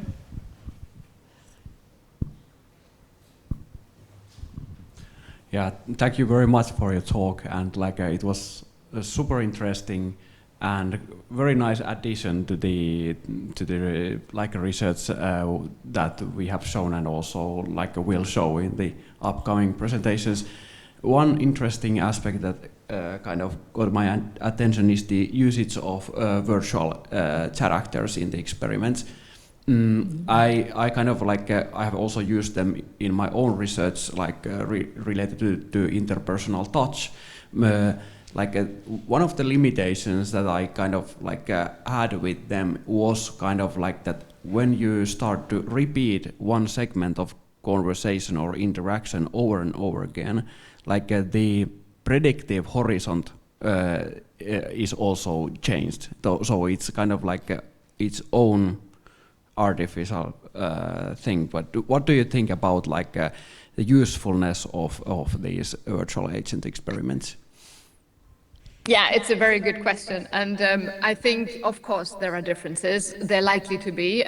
We are currently actually also planning some studies to look into that and see what are these differences. How different do we perceive them? Even direct gaze, for example, do we perceive that in the same way or not? Because obviously we are aware that this virtual human is not actually looking at us. So at the same time, our brains are really gullible as well. I mean, even when we know we're not standing at, the rooftop of a skyscraper in a VR environment, we get anxiety of falling down. So our brain, I think, really wants to, especially social stimuli, get that sociality out of it wherever it can. So this is a project I'm interested in by itself. How comparable are these findings? How different are they? Especially as people start interacting more and more with these kind of virtual humans. In our research, we are combining them always with the corpus data. So we're trying to not just create artificial stimuli and map them onto a virtual human, but at least have the virtual human behavior be influenced by the corpus data, the conversational data. In some of the studies now, we are using mocap to directly feed the behavior into the virtual human to make it even more complex, because now we've always, just manipulated one little thing or two little things. And obviously there's idle motion, and the eye gaze is a bit that the virtual human looks back and forth. But we need to do much more to capture that kind of rich behavior that we really display in conversation. How similar it is or different it is, I can't answer definitely, but I think there will be some differences, and this is worth investigating in itself, I think. For now, it does offer us more advantages than disadvantages in using them, because, as you saw with the video example, you then have to block things like the part of the face that is also, you have a human face in front of you, but you can't really say anymore that this is completely natural processing of the facial information or the bodily information, and that is the distance anyway, that it's not live. And of course, we have corpus data, and you can do certain things like compare it to pseudo-diets and whatever, but you will never get rid of all the correlations between the data either. So I think, and my personal view is the confluence is the best to use experimental methods that are always a little bit limited and constrained, as well as much more interactional and naturalistic things. But we need to know a lot more, clearly. Yeah, thank you very much for your answer, and yeah, I really agree. Thanks for your question. Still one question. Thank you. It was a really fascinating presentation of your studies. I'm interested in knowing, how did you define questions? Good question. That's again like similar as it was for turns. It's not that straightforward, of course. We followed primarily a coding manual from Stivers and Enfield. They, in 2010, had a major project on comparing questions in different cultures, and it's a very detailed coding system that they have. It's also published. So we thought, yeah, to be in line more with past research, and because it reflected what we thought, yeah, that's a good way of capturing these questions. That's what we applied. Quite strictly speaking, they didn't have to have interrogative syntax always or anything like this. We had a lot of declarative questions, and yeah, some of them were obviously marked through subject-verb inversion or WH questions, but a lot of them were not worded in this way or grammatically or syntactically like a typical question, but they were responded to like this in the conversation. So we always looked at the conversational context to see how do participants treat it. If somebody responds to something and perceives it as a question, it was also a question for us. And that was very much in line also with how it was captured in that manual, coding manual. Thank you. And we still have one last question for you. Yeah, thank you. A quick question. I was interested in your findings on the predictive power of iconic gestures, and you showed that the stroke phase of the gesture facilitates prediction of the concept that is going to be verbally produced. But did you have findings, make any findings on the preparation phase of the gesture? Does that already facilitate the prediction? Yeah. That's a lovely question. That's also what we wondered. It's a study, a separate study that I didn't present in this or included in this talk, but where we did exactly that. So we took videos from the corpus and manipulated, well, edited them such so that they looked a little bit weird, but you could only see the gesture, basically. So it started off, you being able to see the dialogue for a little bit, the conversation, and then there was a mask leaving only the gesture and only the preparation phase. And then we cut off the video and asked people to predict verbally how they think the turn will continue. And we found indeed that the preparation phase already helps us to make more accurate predictions. Even though that varies, of course, a lot per gesture. So some gestures, when you lift them from the rest position to the center of the gesture space, where you, let's say, do the typing gesture, some gestures already adopt the shape in the hand shape and already maybe sometimes even start making the movement, where people then are very good at saying, oh yeah, this is going to be typing, especially together with the predictions they make based on the words. They can be very sure what this gesture is going to be about. Other gestures, for example, if you trace a picture or something or square shape, then you often don't know anything much before the hand is really arriving in the center of the gesture space and then doing the shape. So some of them are more predictive than others. And this is something we're just doing the revisions for. So hopefully it's soon out as a paper and then you can read the details. Okay, thank you very much for your presentation, Judith. Thank you. Thank you for having me. Thank you. And now we take a lunch break that is a bit shorter than planned, but we will get back here at 1:15. Thank you.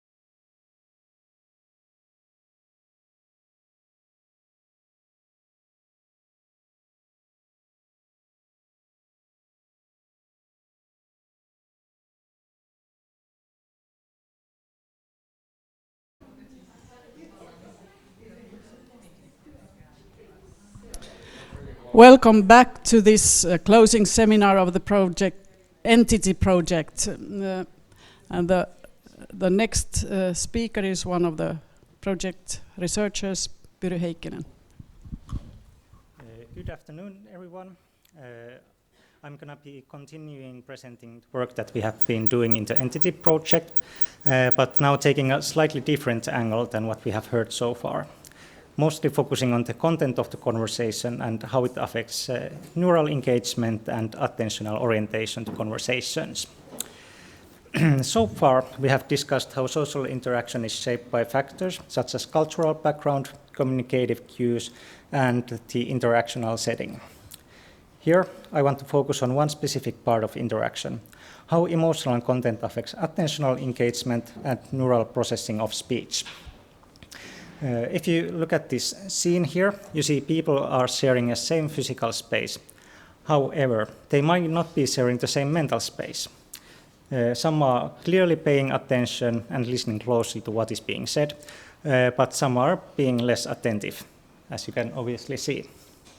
It's easy to imagine that this is due to the content of the conversation driving this engagement. A familiar story or description of routine work might not demand much attention, but if the conversation would turn to danger, illness, or something personally relevant to the listener, then the same conversation can suddenly and automatically pull people in. And for us to be able to gather such complex meanings from a conversation, we must be able to process a quite complex speech signal with incredible efficiency. And for this, we need a highly distributed brain network that's integrating information at multiple levels.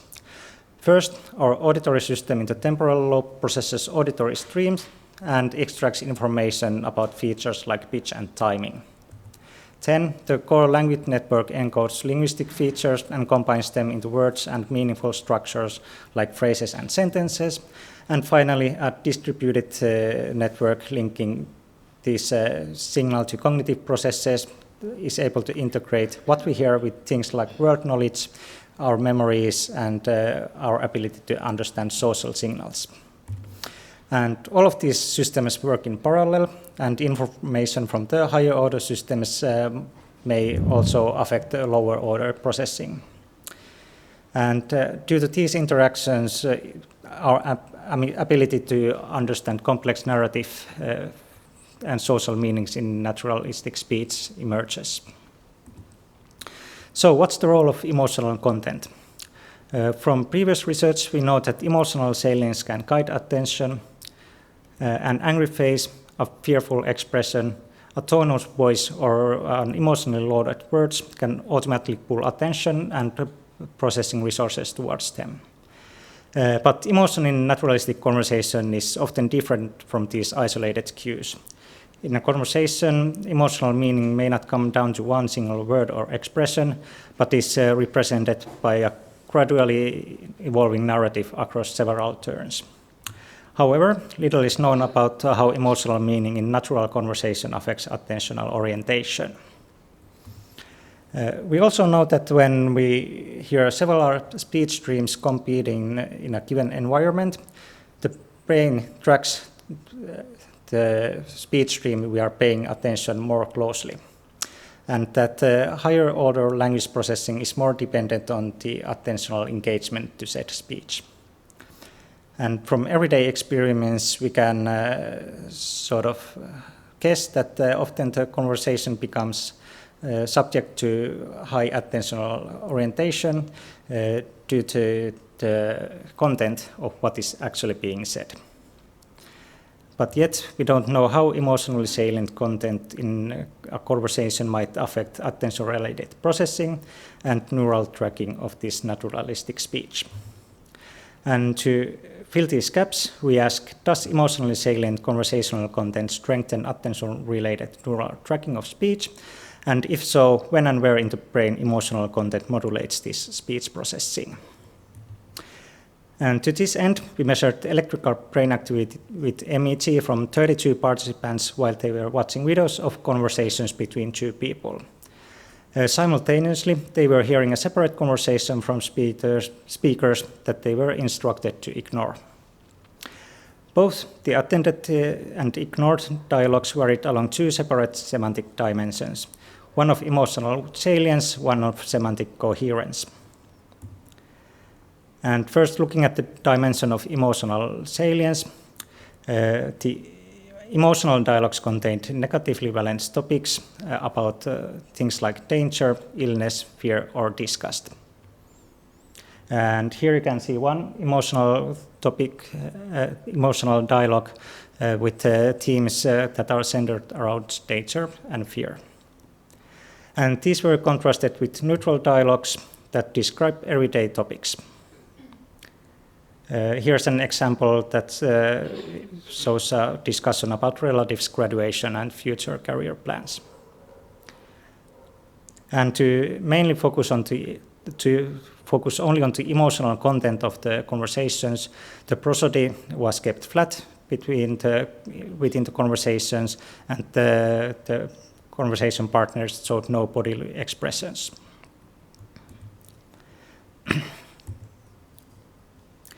Then, looking at the second dimension of semantic coherence, like you saw in the coherent dialogues I showed just now, the terms formed a continuous exchange. But here, in the incoherent dialogues, the terms are disconnected from each other. Here's an example of an emotional incoherent dialogue, and here's an example of a neutral incoherent dialogue.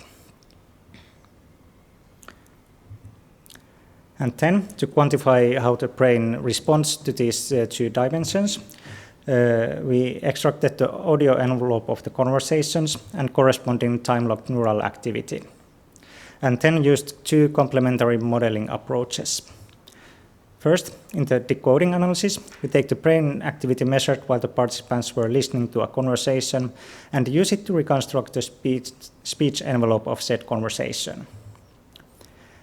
And we can then compare the real speech envelope and its reconstruction.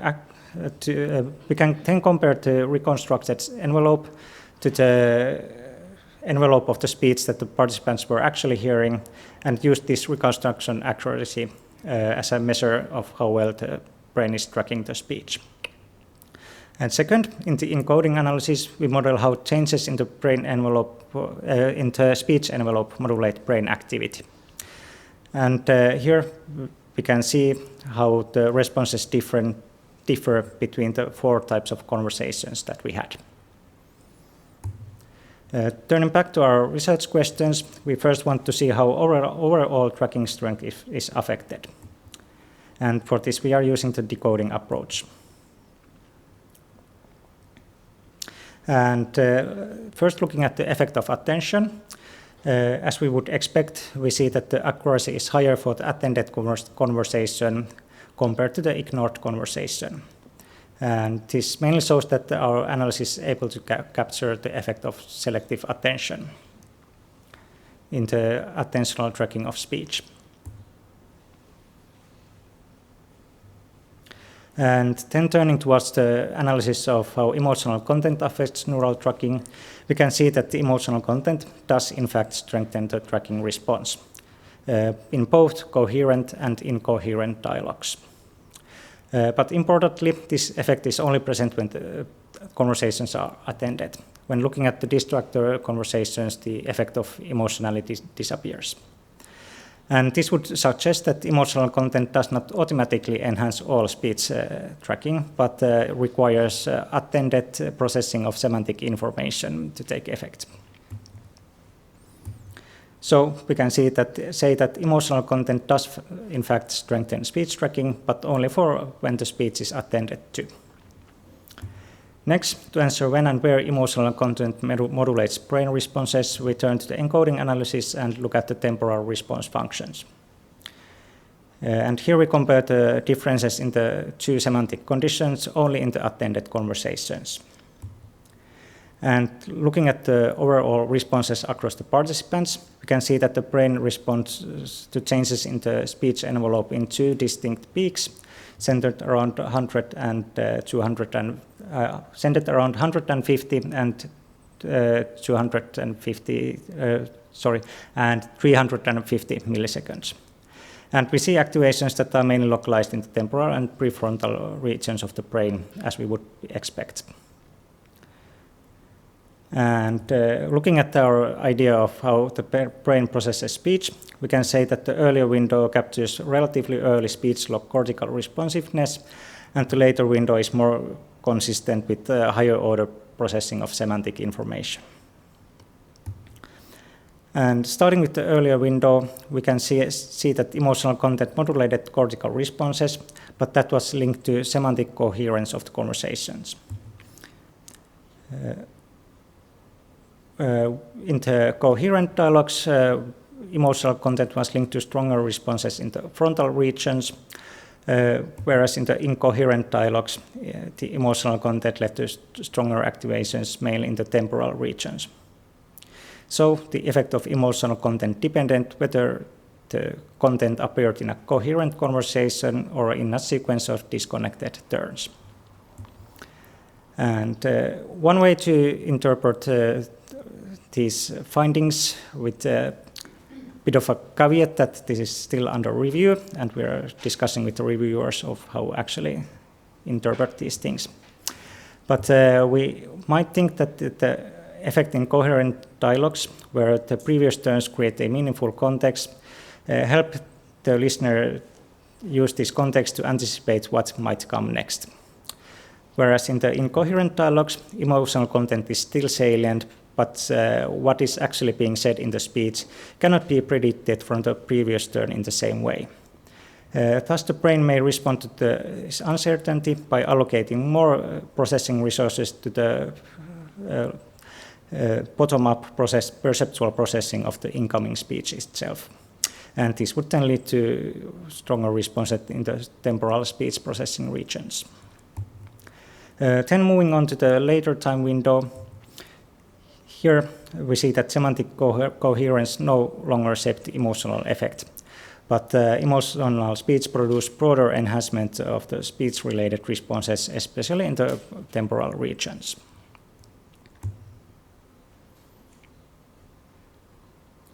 So to summarize the results of the encoding analysis, the earlier window showed that coherence changes where emotional content modulates the cortical responses. And the later window showed a broader enhancement of emotional speech. Together, these results would suggest that emotional content changes not only how strongly speech is tracked, but also how speech processing is organized across cortical regions, depending on the narrative predictability of the signal. So we already had shown that emotional content enhances the fidelity of the speech tracking while it's attended to. Now we can say that emotional content changed responses across cortical regions and time windows that are specifically involved in auditory perception and language comprehension. And we can also say that this is modulated by the narrative context the emotional content is embedded in. So to conclude, this is, to our knowledge, first empirical evidence of emotional semantic content strengthening neural tracking of speech. And we conclude that emotional salience acts as a relevant signal that adaptively tunes auditory language processing and depends on the underlying narrative structure of the listened to speech. And we think that these effects might partially be linked to mechanisms that are underlying active engagement in real-life conversations, where emotionally meaningful content may help listeners to stay oriented to the conversation, prepare appropriate responses, and contribute more actively when the content becomes socially or personally relevant. Thank you for your attention.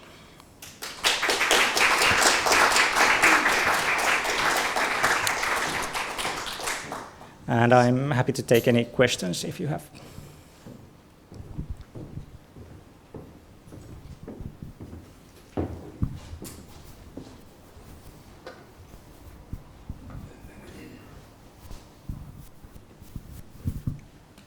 I feel a bit silly asking questions considering that I'm a co-author on this. But, And I'm not actually going to ask any question, but I'm looking at the data again now after listening to this because I haven't been thinking about this paper in a while, and I do think it's quite interesting that you see that emotionality kind of changes the response functions very early, already before 100 milliseconds. You already see the two trajectories go in different directions, and I was starting to think that we should have probably done one more experiment where we would have had a neutral and emotional kind of sentences intermixed between each other, so that you wouldn't have any prior saying that now I'm going to hear something emotional.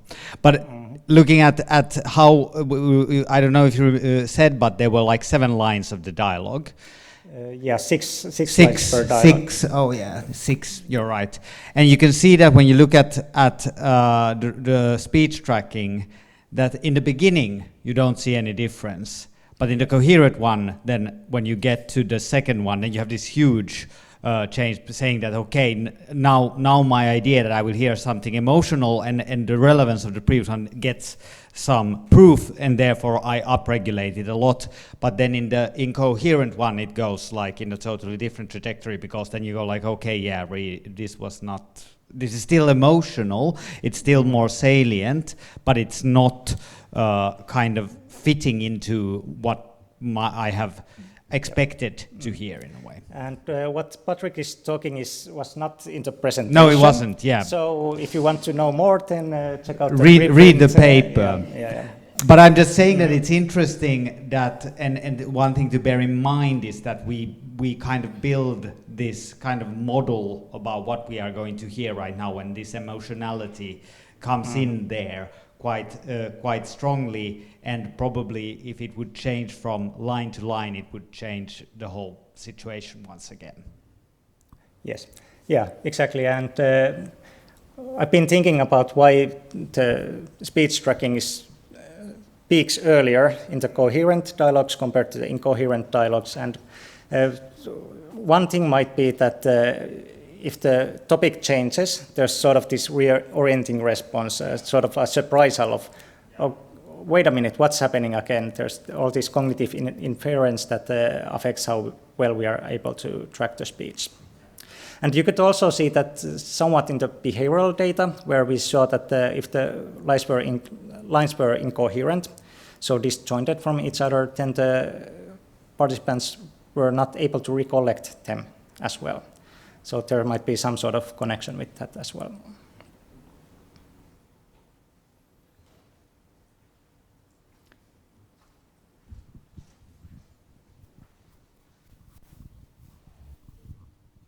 Thank you, Pyry.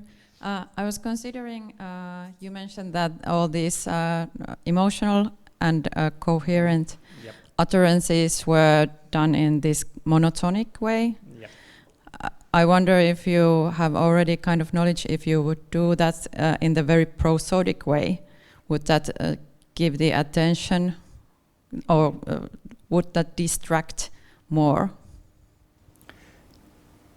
It might be that it would distract if there were these more prosodic things in the distractor dialogues. They might be more easily pull attention away from the target dialogues, and also affect how well people listen to speech.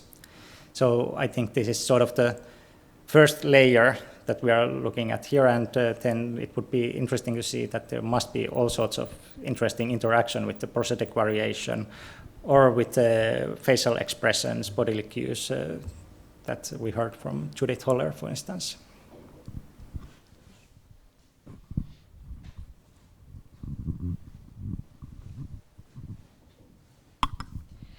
Thank you very much. Once again, a really interesting, and your data is really fascinating for us who work with qualitative methods. I was looking at your examples of incoherent dialogues, and that, of course, rings a bell, because you're not actually, people do speak as they seem really incoherent, but it's also a reminder that that's actually what speech looks like. Yeah, that's true. That in naturalistic speech, it's if you read transcripts, they are often quite disjointed. It's quite hard to follow what's actually happening. Yeah. So, and there has been some work on this with this even more like naturalistic, and there's some evidence that the more information containing words that they get sort of prioritized in the brain when we process speech. But yeah, it would also be quite interesting to see how people are actually able to get what we are saying if we only read the transcripts. Yeah. Okay, thank you. Thank you.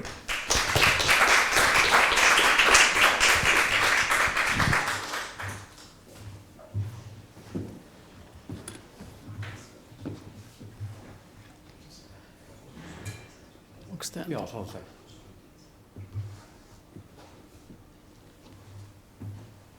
All right. Yeah. Yeah, a little context here. Like this study that I will present is basically like the studies that we have like shown so far are in revision or submitted or something, that the results are very kind of rock solid and everything. Here also the results are solid, but there will be some new layers of analysis and everything, so it's a little bit like in progress still. But what Pyry's results kind of teach us is, of course, that what if you want to keep your conversation partner engaged, it's better to stick with to obscure and emotionally loaded topics like murder in your neighborhood or like other tragic accidents and stuff like that. But yeah, fortunately my talk is not about giving advices on your social adventures, but instead it's time to shift our focus from attention to another core aspect of engagement, which is interpersonal alignment. And the question is that are conversations which display high levels of engagement on the kind of on their appearance or overtly, are they also something that more strongly align people's minds? They bring minds together or somehow align people's perspective, representations and mental models, predictions. And this is what I'm going to answer in this presentation. In my, you remember my opening talk where I presented this framework consisting of these three foundations and like the overt and covert manifestations. And in this talk, I will focus on the foundation of alignment and to examine how it manifests both on the neural level and in the conversational behavior.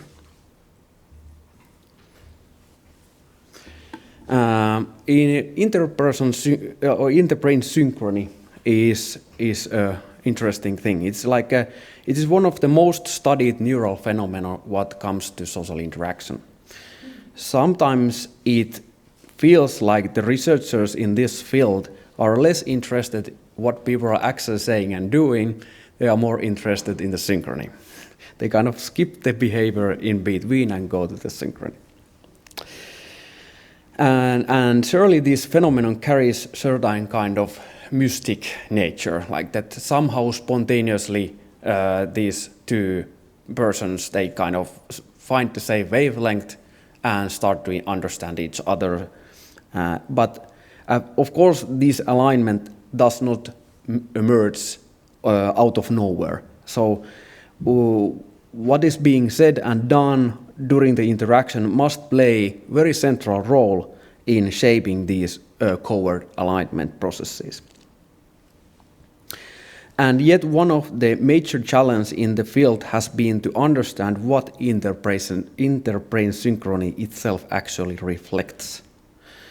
And this social interaction, it relies heavily on oscillatory neural dynamics. Cortical oscillations coordinate activity across distributed brain networks, enabling information flow and communication within the brain. And in social interaction, these oscillations can become synchronized. across individuals. And the synchrony in different frequency bands is thought to support Bodyly's distinct interpersonal processes. For instance, like the synchrony in alpha band oscillations has been linked to shared top-down control and joint attention, whereas the synchrony in beta band oscillation has been consistently associated with alignment of perspectives and mental models. But definitely the task that people do during these experiments or like more free-flowing settings is also kind of has to be taken into account when we interpret these synchronization results. And if we really want to understand what interpret synchrony in certain frequency bands reflects, we need to take a look what people are actually doing during conversation, if we are looking into conversation. We can examine conversational turns and the gaps between the turns. We can quantify nodding and the occurrences of all kinds of little vocalizations made by the listener. In other words, we can connect this covert neural alignment to overt engagement behavior. And ultimately, we can test whether synchrony predicts behavioral outcomes that reflect alignment and of perspectives such as reaching agreement.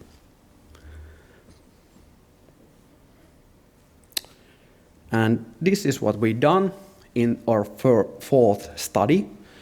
We combined in-the-brain synchrony measures, engagement behavior measures, and behavioral outcome measures. And this study used the so-called EEG hyperscanning setup. So we measured or recorded brain activity of two individuals while they were interacting with each other. The session began with this 5-minute like a task of just get to know each other. And then after that, they discussed 4 statements and tried to reach agreement on each of them at the end. And then, like before this conversation, we also asked participants to evaluate how emotionally loaded the statement was and how much did they agree with the statement to begin with. And then only the conversation took place, and after that, then we asked again, like, what do you think about the statement? And basically then we only kind of measured that whether they were able to reach agreement or not. This design allowed us to examine how engagement behaviors and in-the-brain synchrony are related to one another and whether in-the-brain synchrony predicts the ability to reach agreement. To quantify in-the-brain synchrony, we examined 4 regions of the skull: frontal, central, temporal, parietal sides. And for each region we calculated so-called phase alignment metric. And we did this separately for the alpha and beta frequency band. And what we found, and also to add that we also then measured this kind of, started to model the probability of reaching agreement along the conversation or as a result of the conversation. And here are the results. So first of all, this is quite a complex image, but I will walk you through it.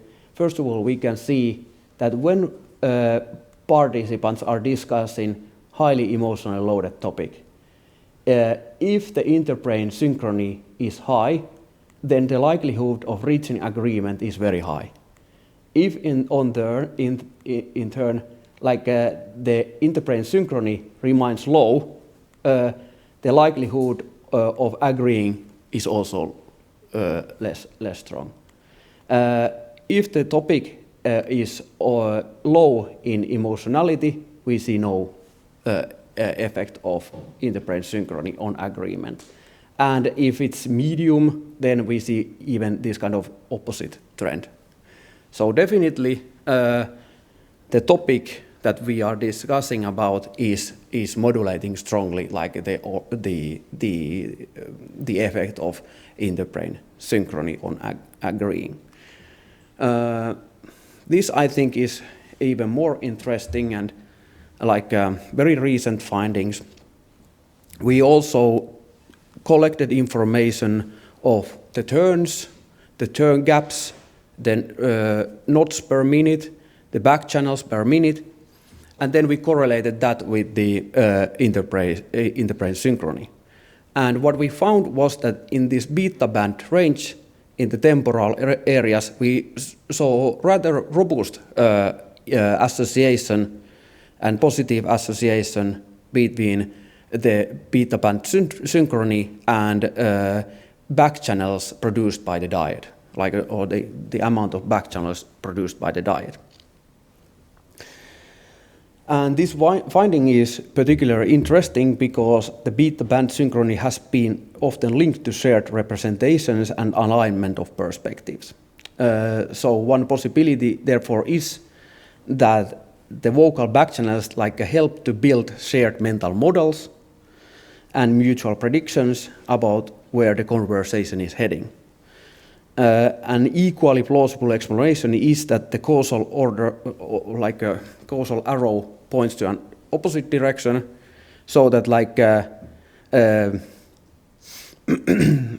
so that the conversational partners develop shared mental models and predictions, and they become more likely to produce vocal back channels in that stage. So, do engaging conversations bring minds together?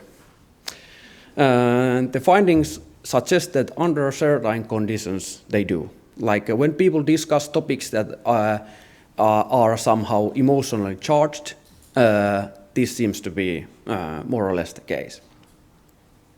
Stronger alignment in neural activity appears to be associated with greater ability to reach agreement. At the same time, the overt engagement cues are not merely byproducts of this process. The vocal backchanneling is closely linked to beta band interbrain synchrony, and that suggests that it plays, or the vocal backchannels play an important role in establishing and maintaining shared representations between conversation partners. Yeah, taken together, the findings suggest that engagement is not just keeping attention in the encounter, but also kind of finding alignment in our perspectives and maintaining this alignment throughout the conversation. Thank you very much.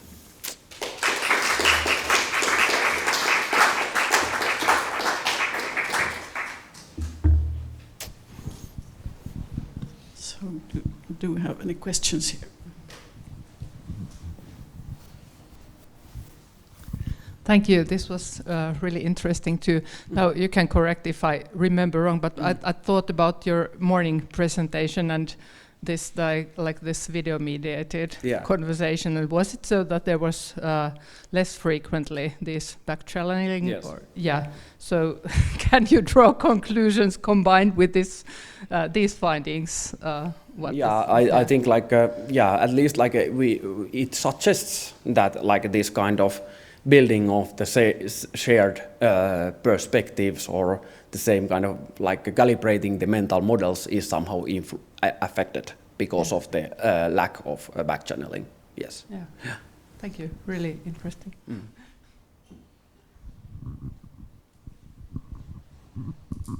Hi.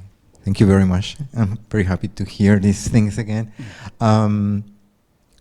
There was a correlation only for one part of the brain. Is that what I understood? Do you have any theories about it? Yeah, Yeah, I have some theories about it. In the temporal regions, of course, now we are speaking about EEG, and like the temporal resolution of it is not the greatest.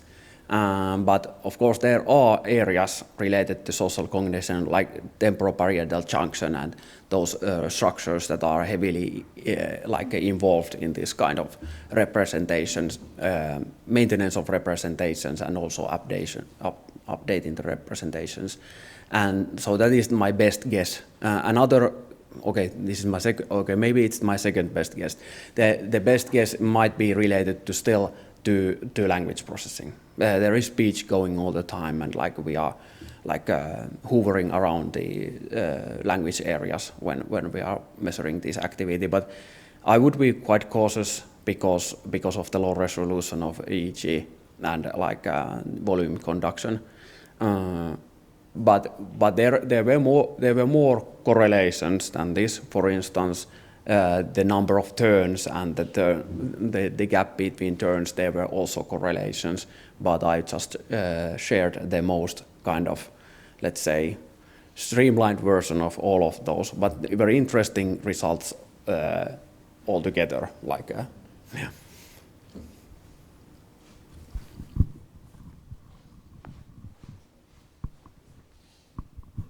Thank you. Did I understand correctly that you suggest that the back channeling causally produces no? The other way around? Yeah, I guess so. So I misunderstood. So when there is alignment and synchrony, then a back channeling happens thereafter. Yeah, I think it can go both ways. Now we need to do some Granger causality modeling or other types of things. To go on a higher temporal resolution, because now we have just aggregate over aggregate. This is exactly what I was going to ask. So you haven't yet looked at which comes first and which comes second. Yes, do they emerge at exactly the same time? Yeah, exactly. Mm-hmm. Yeah, it is possible that there is some sort of reinforcing loop between them all the time. Yeah, but we will see. Yeah.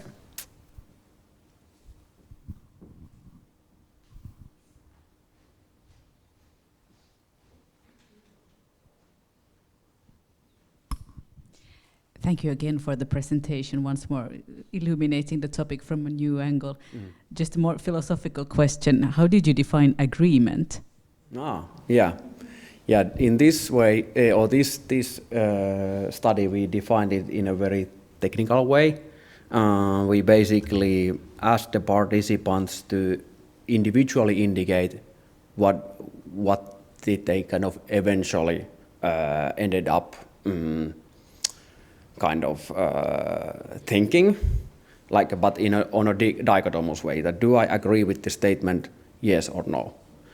And then if they pressed different buttons, then it was disagreement. The task was, of course, to somehow discuss and jointly agree that our answer is this. But they could still but I think cats are better pets than dogs, and then the other person says dogs are better, and they press different buttons.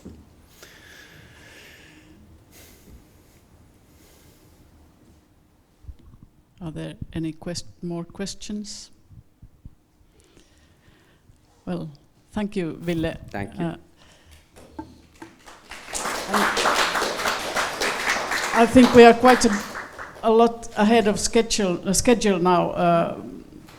Shall we shorten the coffee or start earlier from the coffee break? We have. At what time would you?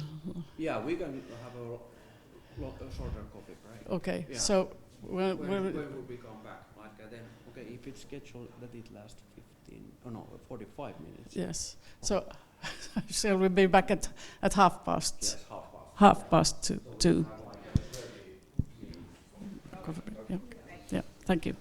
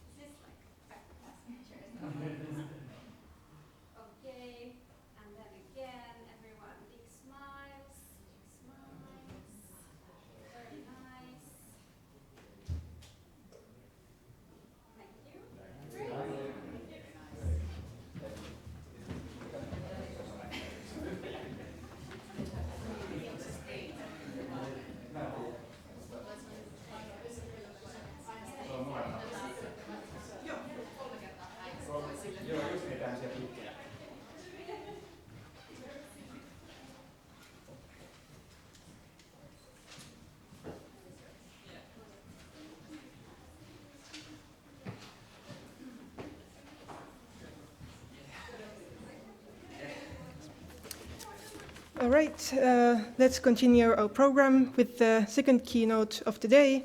It's my pleasure to introduce Professor Diana Tamir, Associate Professor of Psychology at Princeton University and Director of Princeton Social Neuroscience Lab.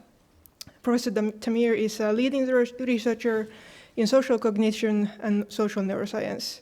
Her work investigates how people think about their own minds and the minds of others, combining behavioral methods, neuroimagining, and computational approaches to better understand the mechanisms underlying social thought and interaction. After earning her degree in cognitive neuroscience from Brown University, she completed her PhD in psychology at Harvard University and postdoctoral training at Stanford University before joining the Princeton faculty in 2015. Her research has been published in many of the field's leading journals, including Neuron, Journal of Personality and Social Psychology, and Proceedings of the National Academy of Sciences. Please join me in welcoming Professor Diana Tamir.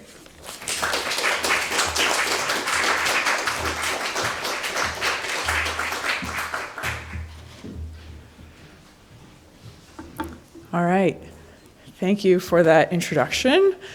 Thank you all for a fascinating set of talks so far. Thank you, Ville, for inviting me. This has been wonderful.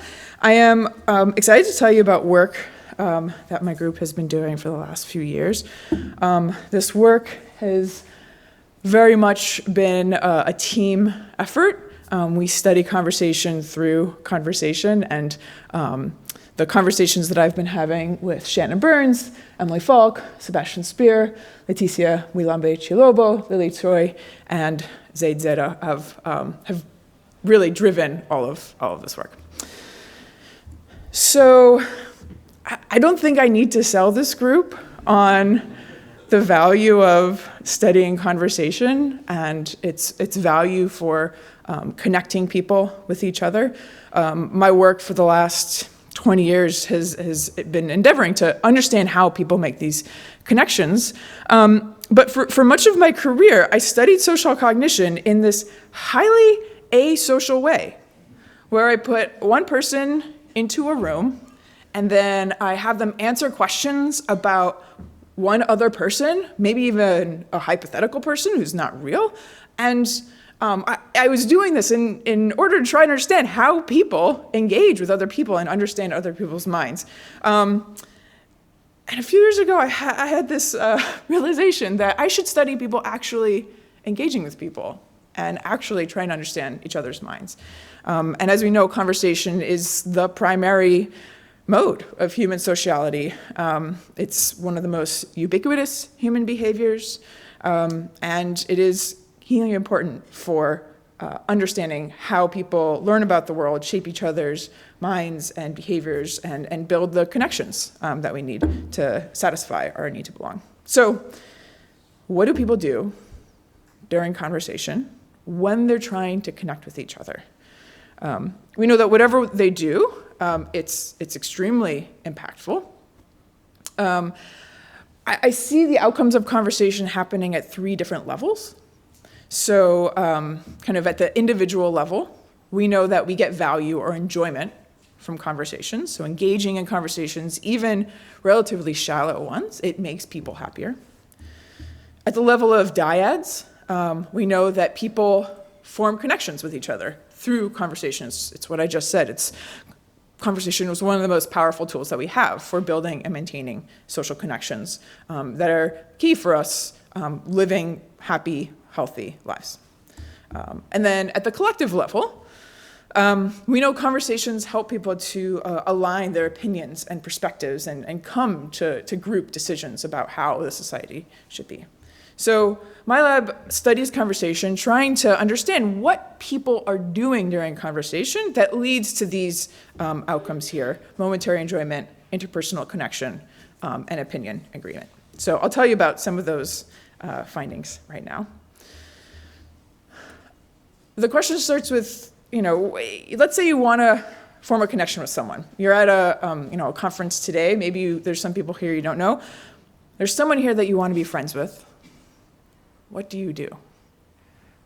You probably can't just like stare at them from across the room. You know, you have to like approach them, and then you have to probably like say something.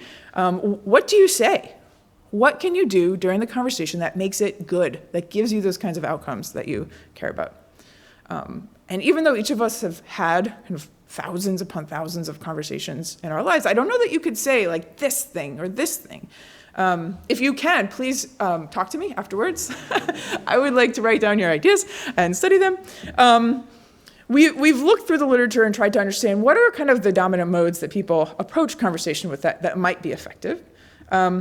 And the two kind of candidate routes that we've identified having a good conversation, one relies on alignment. So a lot of work on social interaction, we've heard about some of it today. It suggests that linguistic, behavioral, physiological, neural alignment, these are associated with the kinds of positive outcomes, the kind of positive social outcomes, like liking, cooperation, and social influence, that may matter in conversation.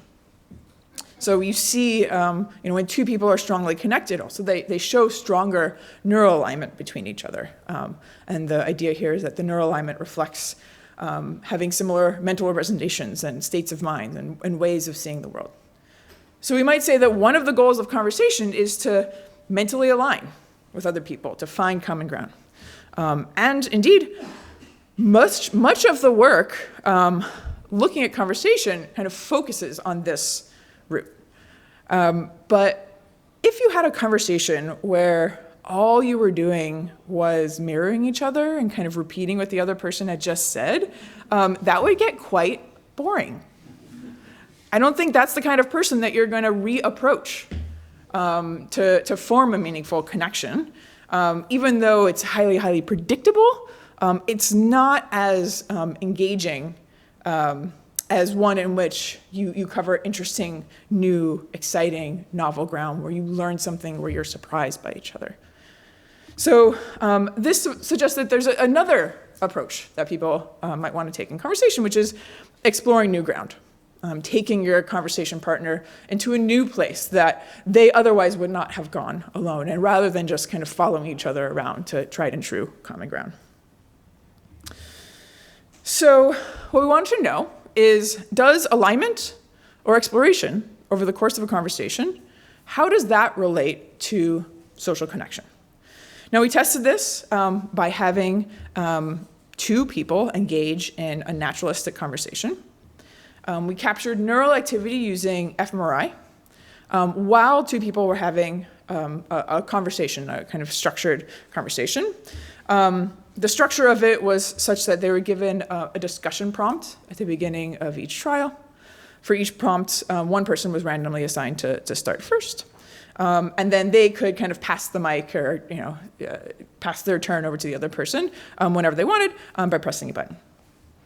And they discussed each prompt for 3 minutes. They had 10 such conversations over the course of the experiment. Now, we wanted to look at alignment and conversation between two very different kinds of dyads. Some were strangers, people who were kind of trying to create a connection anew.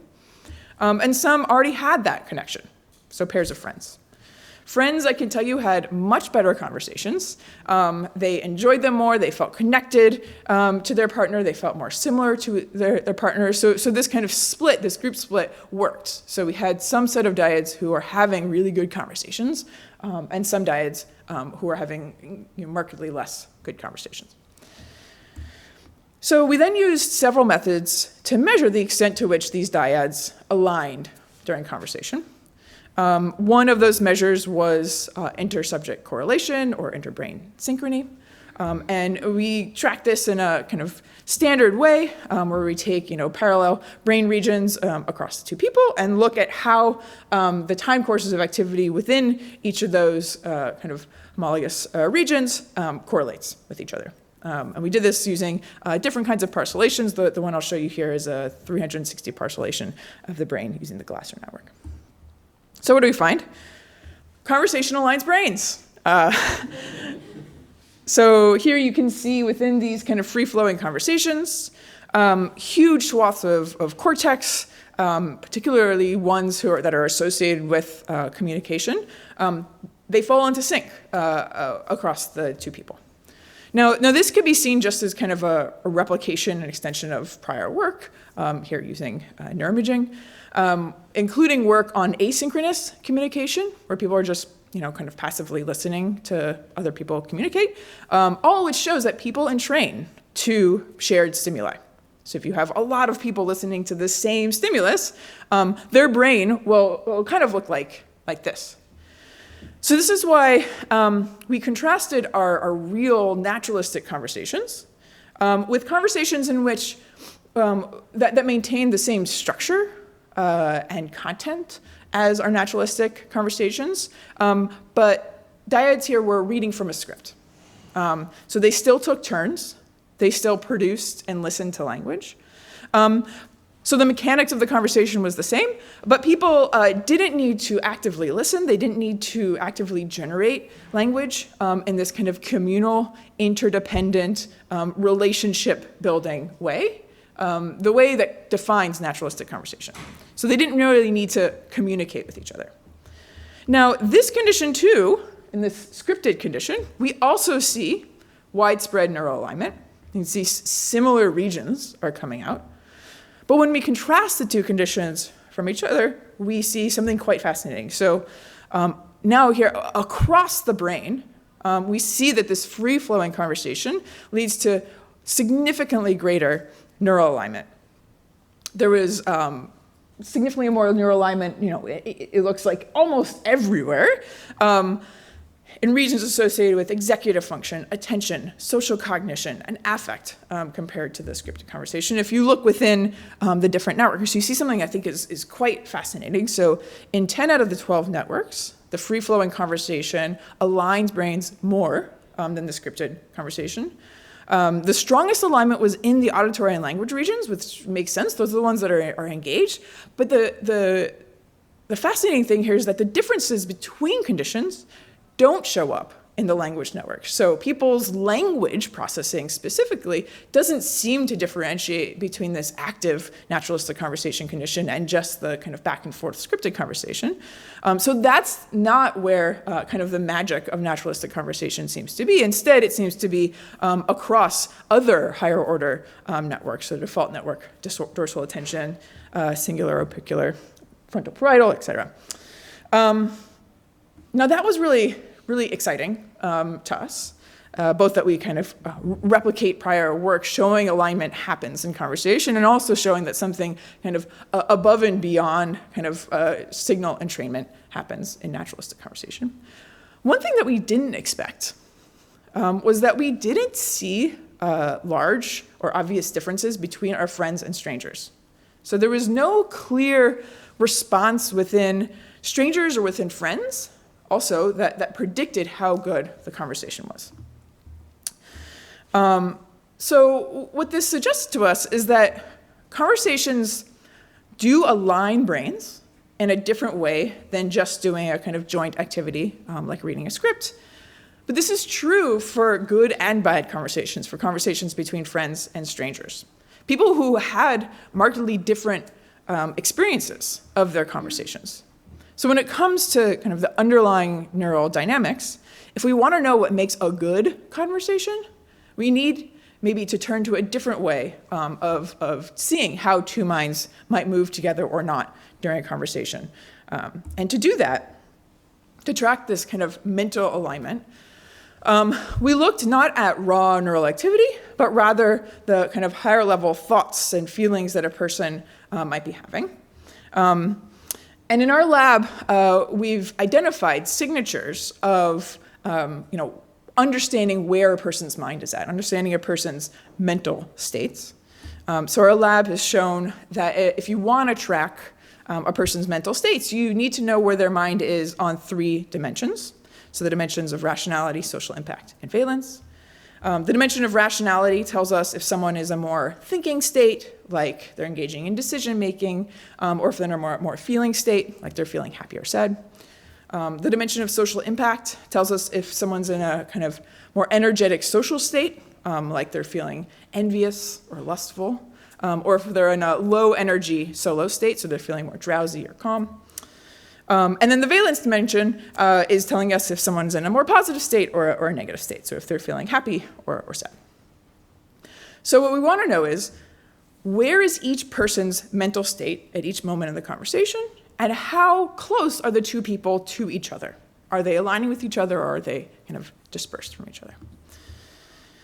So postdoc Sebastian Speer, who some of you know, who's going to be a professor very soon, he developed these predictive decoding models that allow us to take neural activity and know where in this three-dimensional space that person's mental state currently is.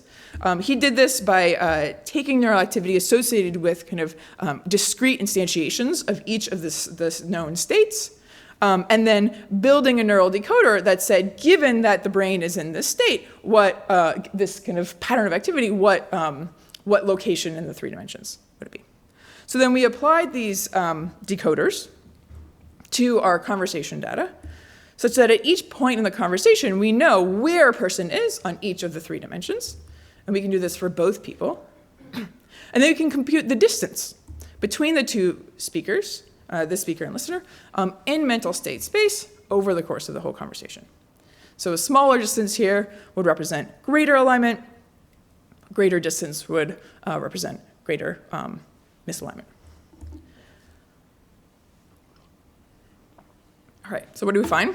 Here we have time within the trial, and then how close or far the two brains are from each other. There's two things that we see reliably when we do this kind of analysis. The first is that at the very beginning of the conversation, friends are closer to each other, so the distance is smaller than strangers. The second thing is that over the course of the conversation, friends are getting further and further apart from each other, whereas strangers, they start off more distant, but then they get closer and closer together over the course of the conversation. This suggests that there's two kind of distinct signatures of conversation reflecting these two different kinds of interpersonal dynamics. One which looks like what friends do, which is this exploration, kind of dispersing over time, and one which looks like what strangers do, which is convergence over time. When you look just at strangers, you see that the strangers who enjoy their conversations the most, they look like friends. They start off closer together, and they diverge over the course of the conversation, whereas strangers who did not enjoy their conversation as much, they start off further apart, and then they converge over the course of the conversation. So neuroimaging gives us a fantastic tool for peeking inside people's minds, seeing how they move over time. During the conversation, people are also giving us another salient signal for what their mental states may be, which is their language. And I won't go into the details of this method, but basically we can get out the same sort of 3D location for each person during their speaking turns in a similar way that we can do for the neural data. And when we look at where people are in linguistic mental state space, you see the same pattern. So friends start closer to each other and diverge. Strangers start further away from each other and converge. The strangers who do the friend-like pattern, which is starting closer together and moving away, they have better social outcomes than the strangers who do the stranger-like thing, which is to try to converge over the course of the conversation. So we've looked at how close or far away people are from each other during the conversation. We can also look at the actual things that they talk about during the conversation, the topics that come up. So we did topic analysis, which allows us to say, like, where are people kind of in topic space when they're having conversations? And how do they jump from one topic to the next? Now, if this kind of divergence that friends are doing is related to exploration, then we should see kind of more and more varied topics come up for friends. And that's exactly what we see. So friends cover more topics over the course of the conversation. They switch topics more often. And when they switch topics, they jump to a more distant topic. So strangers seem to kind of stay in a close by space, and they make kind of smaller and smaller jumps relative to each other than friends who kind of explore and jump around to more distant topics. All right, so what do these results tell us so far? We see that as two people kind of mentally dance with each other over the course of conversation, there's two strategies that they can use.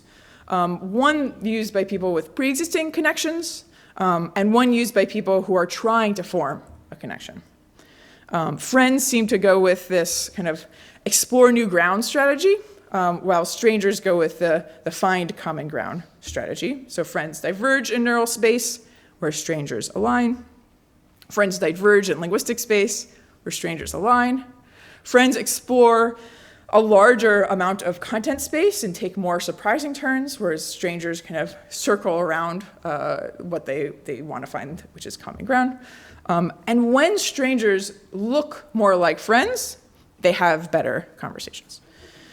Now, these findings were very exciting to us and also rather puzzling because they seem to fly in the face of the common dominant narrative that alignment is king when it comes to social connection. Here we tested something rather different, though, than the most dominant paradigm. So we tested active real-time social cognition, which is different than passive social cognition. We also tested dyadic dynamics at a different level, at the representational level, at the kind of distributed pattern level. Whereas when we look at individual voxels, we see that they do kind of entrain to each other. So alignment there seems to exist, but doesn't seem to bias as much explanatory variance in the outcomes of conversation. We also think that there may be something special about these distributed patterns that give us better purchase on the outcomes that may matter, and I'll come back to that a little bit at the end. But for now, though, we're left with a little bit of a mystery about how friends can both do this alignment thing, start off kind of closer to each other, but also do this exploration thing and explore and get the kind of benefits of exploration. So here's our big question, which is, how do people explore while still remaining aligned? All right, so to answer this, we'll dive back into this data set and try to see how friends and strangers are conversing with each other using a different method. So the idea behind this method is that friends have kind of already a shared mental map. They have inside jokes, they have shared past experiences, they have mutual interests. And so when friends come together, they already know each other's map. They already have this shared landscape, shared landmarks. They know the roads between these landscapes and landmarks. And I think this shared map allows them to leap from one topic to another without losing each other. And so they can have more exploratory conversations while covering more shared conceptual ground. Strangers, on the other hand, they begin with different mental maps. They don't know where each other's landmarks are. They don't know where each other's roads are or minds. And they have to kind of tread carefully from the get-go and use kind of smaller steps to figure out what is the landscape that they're dealing with in this other person to avoid confusion and to avoid risking offense. So I think what this leads to is that strangers have to spend their conversation trying to mentally converge, trying to exploit topics for longer until they're able to learn their partner's mental map and converge on a shared map. So this led us to the hypothesis that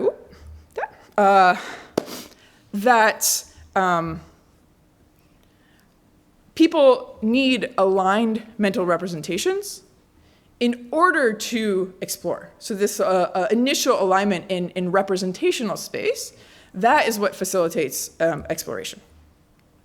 So we turn to hyper-hidden Markov modeling as a method for measuring both representational alignment and exploration in parallel. The reason that this works and is kind of perfect for teasing apart the impact of each of these two approaches is because hyper-hidden Markov modeling, it allows us to align both temporal and spatial neural features across two people during conversation. The way it does this is it takes kind of each person's neural time course, so TRs here on the x-axis and individual neural activity on the y-axis.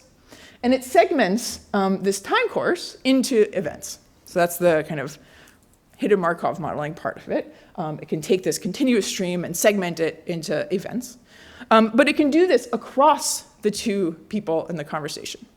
And what this gives us is a pattern associated with event 1 for person 1 and event 1 for person 2 and so on for all of the events in the conversation. But the temporal bounds of each event doesn't have to be perfectly temporally aligned. So this allows us to align the neural patterns of concurrent events across the conversation partners much more flexibly than strictly time-locked methods allow us to do. It then also allows us to linearly project those patterns into a shared latent space, kind of a lower dimensional latent space, which allows us to then quantify the distance between the two partners' patterns over time. So we can, quantify exactly how similarly two people are representing each event over the course of the conversation. So, here we have a dyad who is very close to each other in this shared latent space at each specific event. And this helps us measure their representational alignment. So this is kind of the method we use to quantify the representational alignment, which is the Malhanovis distance between corresponding events, between event 1 for person A and B, event 2 for person A and B. This captures how similarly the two people are representing each event. And then we can compare the similarity in mental representation between friends and strangers. And when we do that, we see friends show greater representational alignment.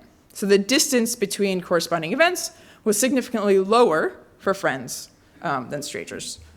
Here, alignment is higher. So there's significantly more alignment for friends than strangers.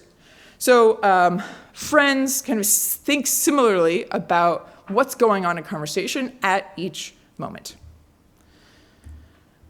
In parallel, we can also measure conversation exploration. So this is the same dyad, but we can see over the course of the conversation how much space are they exploring.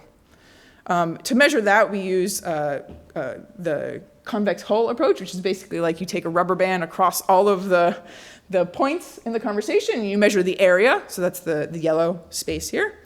So the kind of space covered by all the events. This quantifies precisely the spread of events.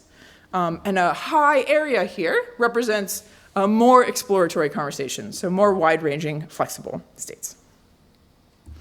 When we do that, we find that friends also have higher exploration.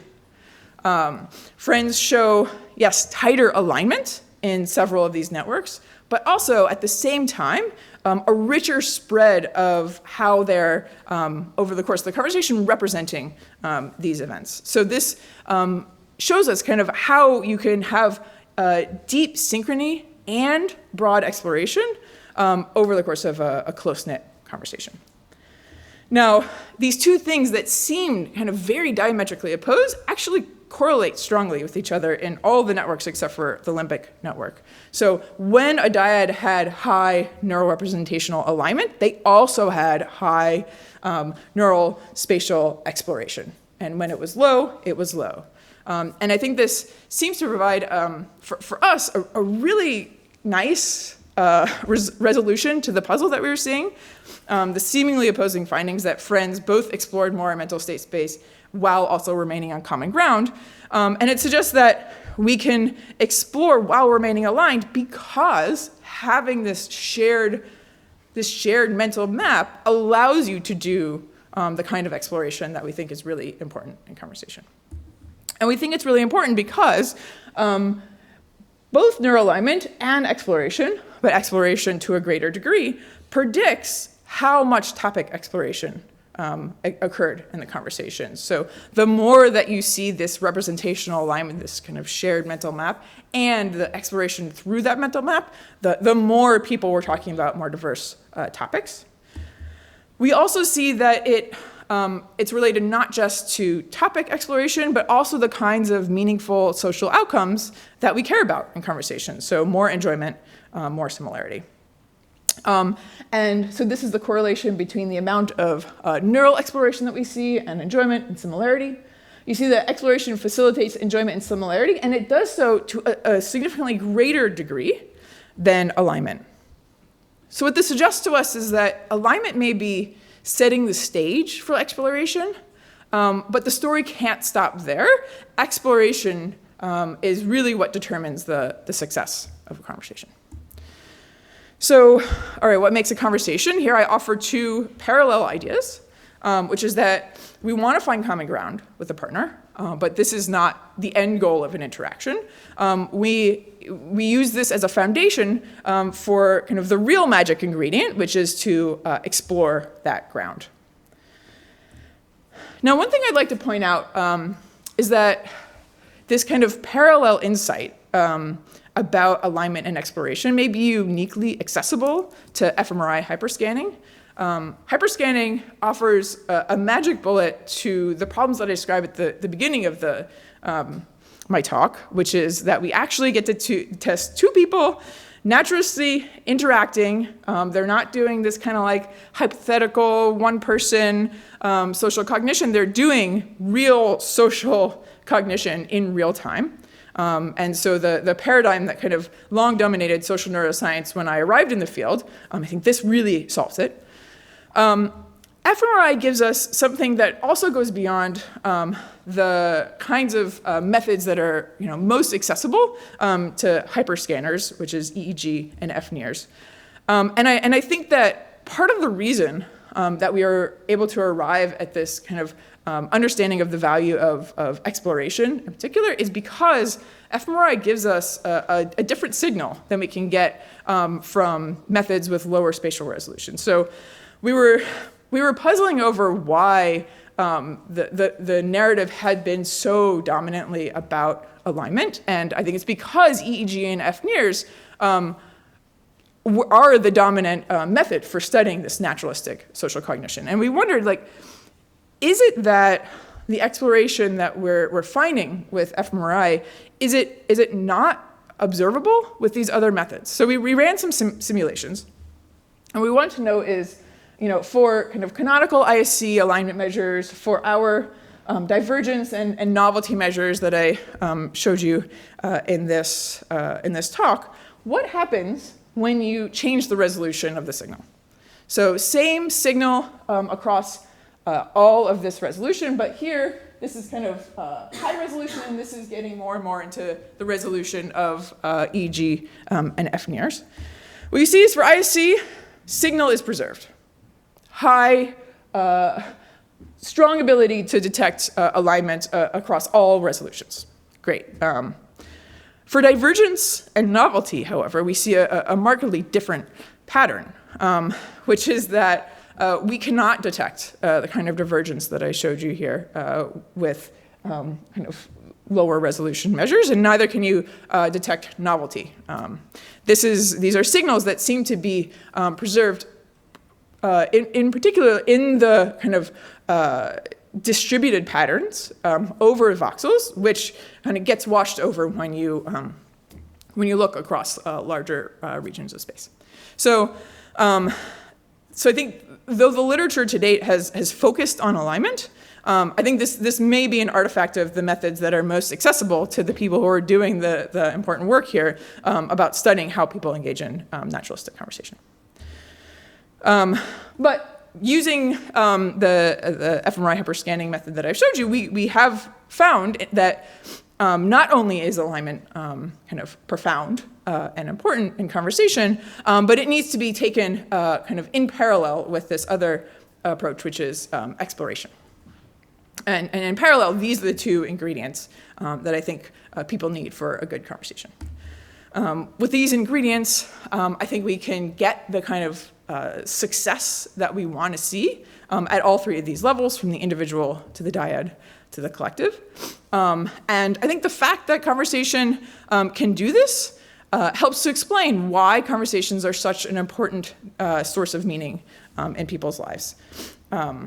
If you want to think about what's really special about conversations, I think it takes two people who have their own individual experience restricted to their own kind of whatever is behind their mind, whatever they can see from their own two eyes.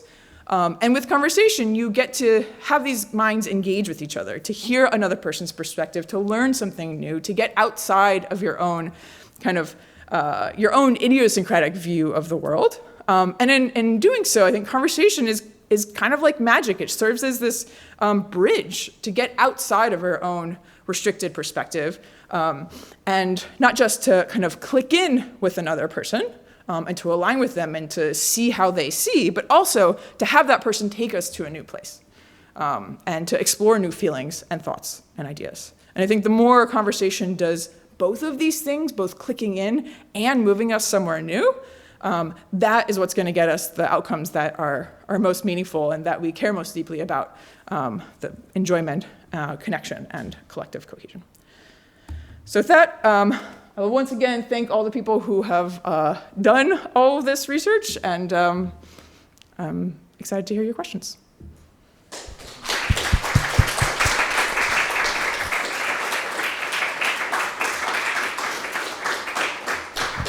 Thank you. Do we have any questions? There's one.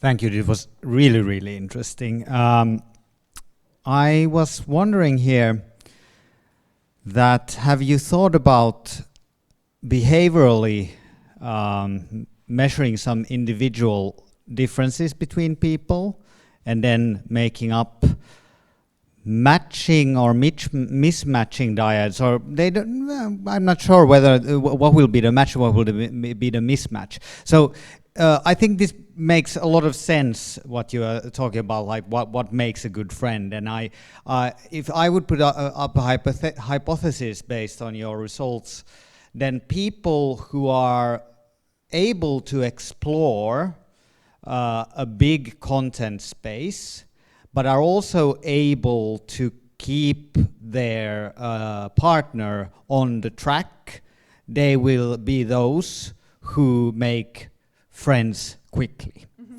So you could basically behaviorally ask whether people find it easy to get friends, have a lot of friends. It's going to, of course, correlate a lot with extroversion and so on, and those who are maybe not so good at this. And actually, I think that you might have an interesting interaction that when you put two of these people together, then they might not actually align very well. Because both of them are kind of doing the same thing, exploring and trying to get the other one along. But when you have like someone who is maybe not doing that, that one might at least feel that they found a new friend. And I thought it would be really interesting if you would then take someone who brings up a lot of interesting topics, but might not always keep people aligned to them. So someone with some neuroatypicality, for example. So I see a lot of possibilities with this geometrical analysis of shared neural spaces. Yeah. So do I still have something I want to say? Well, maybe I will say it later if I do. Great. My dream study is to find all the people who everyone agrees is like a really good conversationalist, and you all know who that person is, right? I bet if you all wrote down within your communities like who the best conversationalist is, who you feel the best talking to afterwards, who you've learned more, who really sees you, the same names would come to the top. I want to find those people and I want to see what they're doing. Until I can get that study off the ground, what we want to do is we're studying kind of a closed network of people within the university, and we're going to see who are the people within that particular network that are maybe not like, you know, the most extreme conversationalists in the world, but just like the people who within a closed network, people who agree are very good. What are those people doing? And my hypothesis is that, you made it kind of into this either-or situation where, either you're exploring or you're kind of getting someone to click in with you. But I think my hypothesis is that the really good conversationalists, they're the people who they see the other person's map very quickly. They kind of know where the mines are and where the hills are and where the valleys are and where the hidden detours are. They can kind of extract that information much more intuitively than us normal conversationalists. And they can adapt their own map quickly to match that person's map. Yeah. Someone who explores a big space but keep the other one aligned. So having those two together at the same time. I don't know if this is open. Yes, but exactly that you, and that's probably like a third point, that you can quickly map out where can I go, or where should I not go, and so on. And I think the good conversations are the one who they do the adapting to the other person's space. And when you have two people who are really good at that, I think they can find a mutual shared map also very quickly. And then they can do the exploration. And so I don't think these need to be pit against each other. And I think that the good conversationalists, they adapt their own map to other people. There's a lot of, you raised the question of individual differences, and I think there's a lot of really interesting individual differences that we want to explore. I think at this point we're kind of underpowered to detect anything meaningful. I think one thing we know is that some people have more kind of rigid ways of thinking about things. I think you mentioned neurodivergence. There's certain things that are interesting to me, and there are certain things that are not interesting to me, and I want to talk about the interesting things to me. And if that's me, then my mental map is kind of staying where it's at. And only someone who can meet me where I'm at is gonna have a good conversation with me. And so kind of that's the opposite ends of the spectrum that I'm thinking about. That's someone who's very rigid in the way that they're thinking about things versus someone who can really kind of adapt themselves and meet the other people where they're at.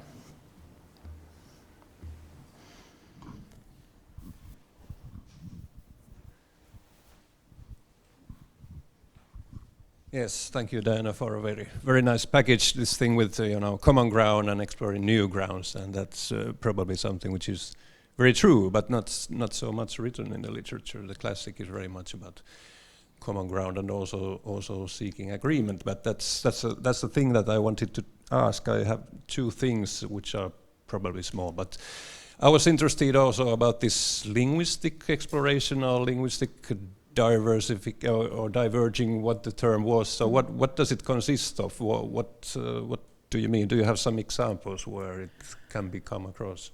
So the linguistic divergence is at the level of topics. So it's really about, if you put all of the things that people talk about into topic space, I wouldn't be able to tell you what the dimension necessarily of the content is, other than the three mental state dimensions. But if you put it in topic space, then we see that, I'll draw it right here for you. So what friends do, or what strangers do, is there's topics that are very common, that are easy to access, and they live here at the center. And stranger conversations kind of live around here. Whereas, do you want to mark it? Oh. Okay. They live around here. Friend conversations, they touch on these, but they really live more at the periphery. So they're covering topics that are maybe a little bit riskier, a little bit less common, and in doing so, they cover just a much wider space. And same thing if the dimensions are the three mental state dimensions. They're covering much more emotional or much more valence or much more social content, and they're touching on things that may be risky, maybe potential mines in somebody else's map, with a little bit more ease because they know what the other person's map is enough to know that they're not going to do anything. Yeah, I understand. Yeah, more at the topic level, because I'm, as a linguist, began to think about well, you're getting a more enjoyable conversation when you use different kinds of varieties, you know, do you put in slang words and so among friends, and it becomes more enjoyable than if you only speak standard language all along or so. But that's another level, You're raising another really important question, because I was just answering at this like kind of topic representational level, but I think it's really exciting, especially with the kind of like rich conversation data across all sorts of modalities that we've heard about today, to say like my hypothesis here is that like alignment leads to exploration, but alignment where, you know, alignment at the physiological level, alignment at the kind of grammatical level, alignment at the prosodic level, alignment, like where does the benefit of alignment in serving as this kind of like foundation end, and the kind of exploration in other kind of layers of conversation begin?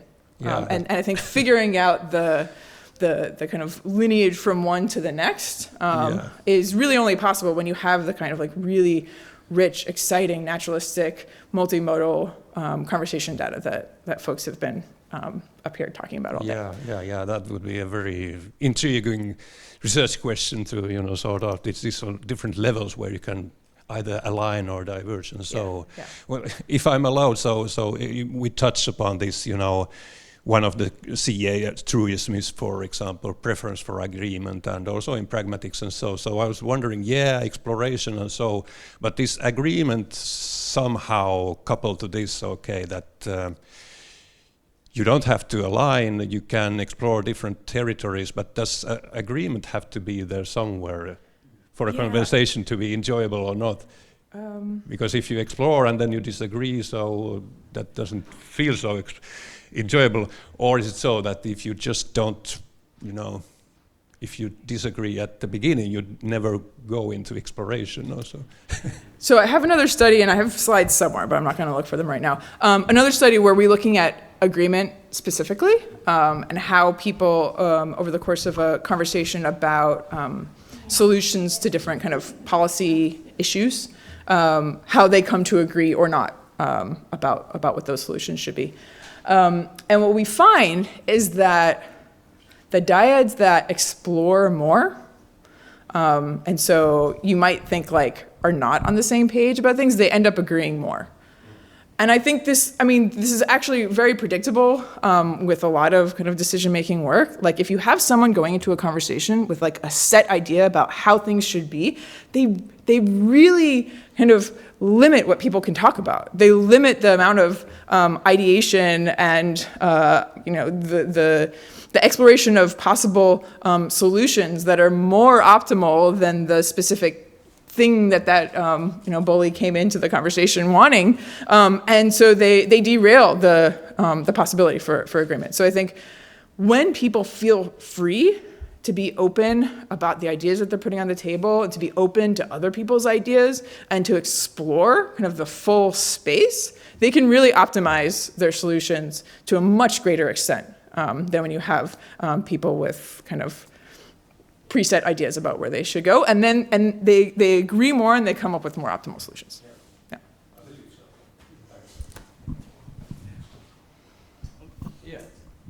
I think we have probably touched this idea already before, and I think also Patrick's comment was also somewhat there was something that was related to this thing that that if you think about the dyad as someone that they are moving in the mental state space, or they are moving in the topic space, and you can see that one person arrives at the certain topic or certain mental state slightly before, and somehow is able to pull the other person there, and also might be doing the same thing again moment a little bit of short moment after.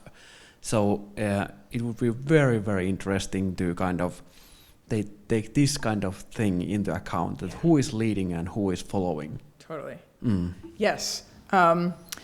We've like just started delving into the temporal aspect of the hyper HMM, which can give us the answer to that, like who is arriving at the next event first.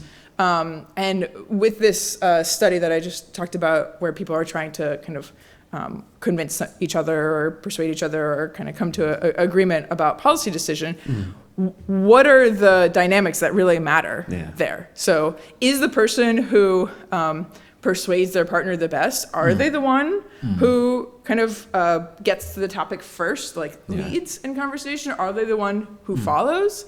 And because we have this like really nice like temporal measure of who's getting where first, we can start to answer exactly these questions that I really would like to know. And I think there's going to be one of the things we're doing first is we're trying to kind of cluster the conversations based on whether or not there's a clear leader or a clear follower, or if like the speaker, whoever the speaker is leading, or whoever the listener is leading, and then see kind of, is it the leader who takes the cake? Is it the follower who takes the cake? Is it the more balanced conversations that that come to the better agreement? Yeah. It's kind of like it also resonates with this question of like that when people meet for the first time, it can be structured around this kind of question answer, this kind of interrogation method.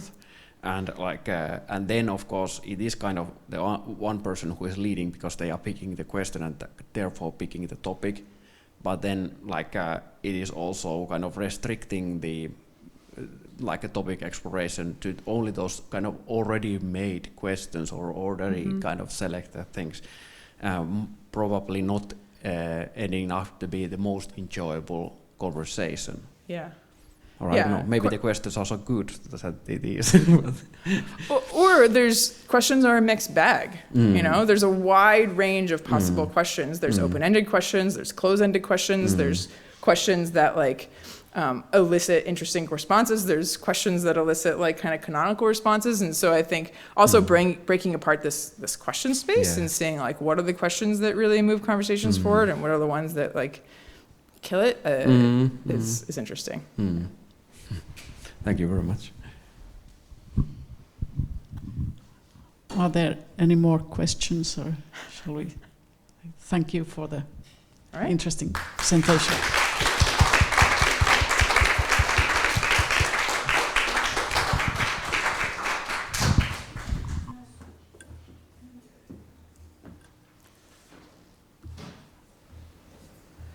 Tämä. Joo. No.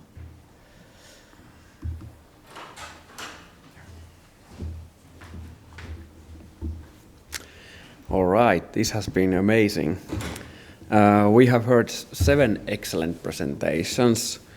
I think like together what they show is that the science of conversation is rapidly advancing, and across laboratories like in the United States, in Finland and in the Netherlands, we see quite exciting methodological innovations and new theoretical perspectives emerging. This naturally raises the question, where should we go next? Like, what are the most meaningful directions? And like, and in regard to engagement research, my suggestion that we should take, or at least like how we have done it so far, is that we should like take the temporality of conversation a bit more seriously, and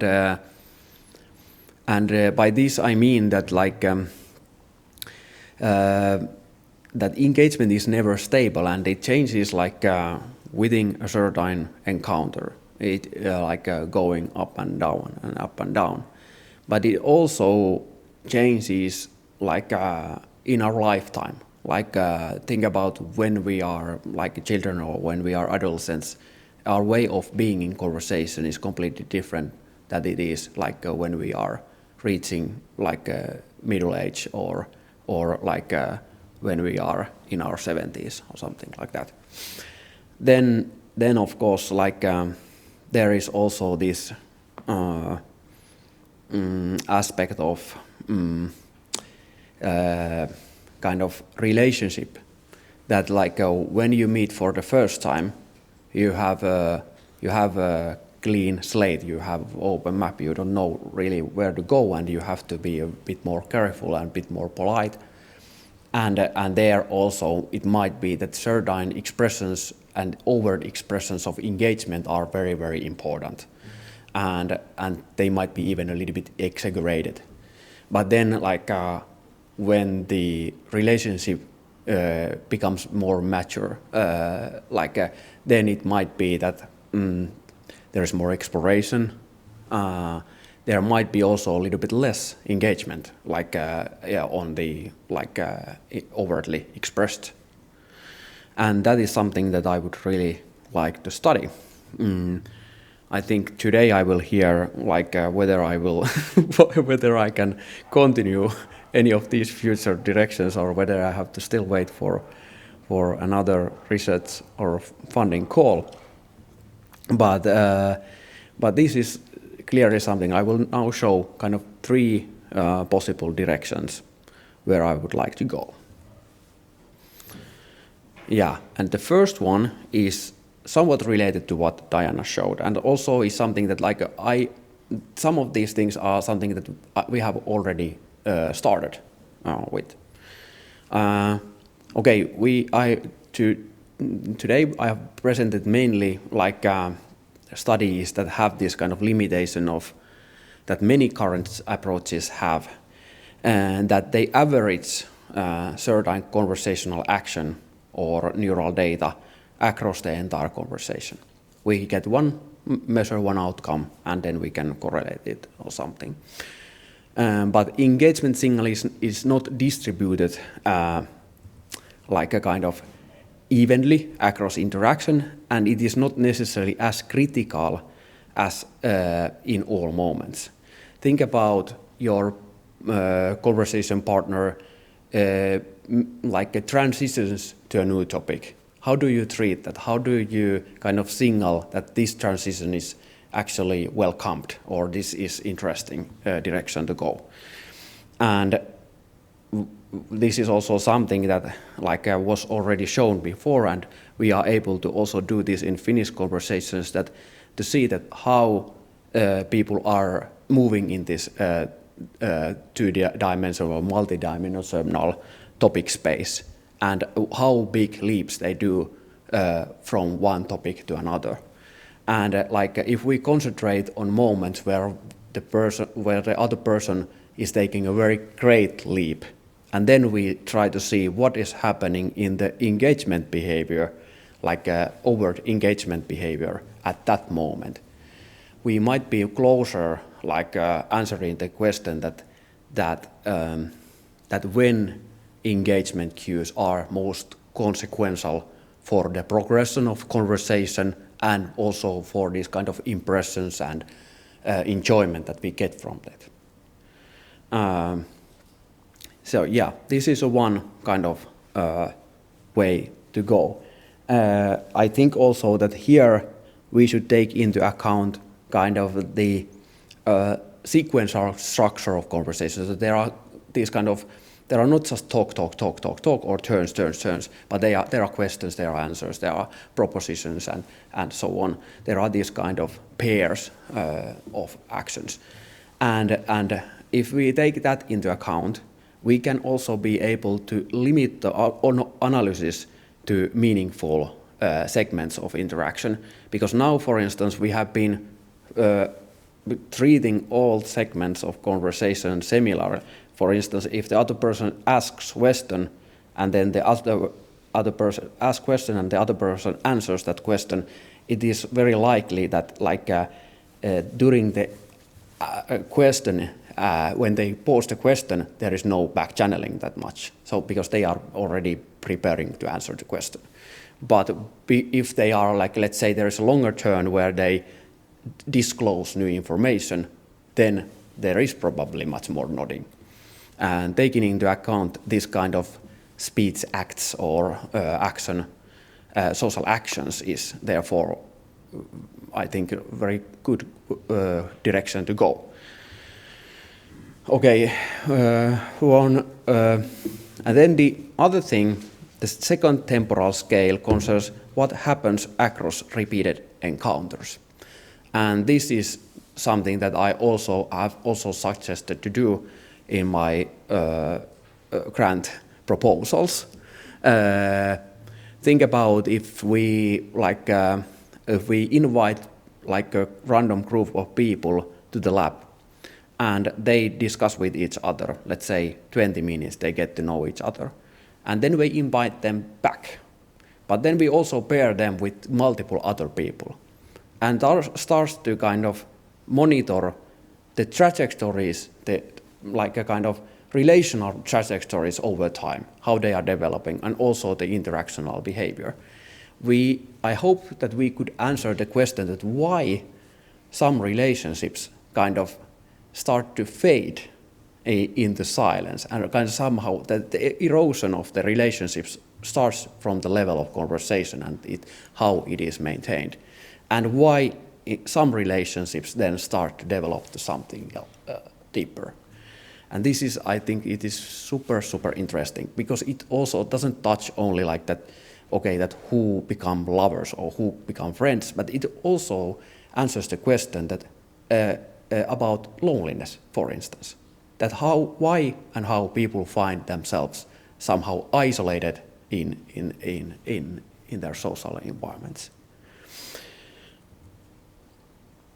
Okay, I kind of got lost in my but basically okay, current state is that we are prominently or dominantly studying first encounters between strangers. Most of our research is about first encounters between strangers. This is a special case. There are special kind of circumstances, as Diana also showed in her presentation.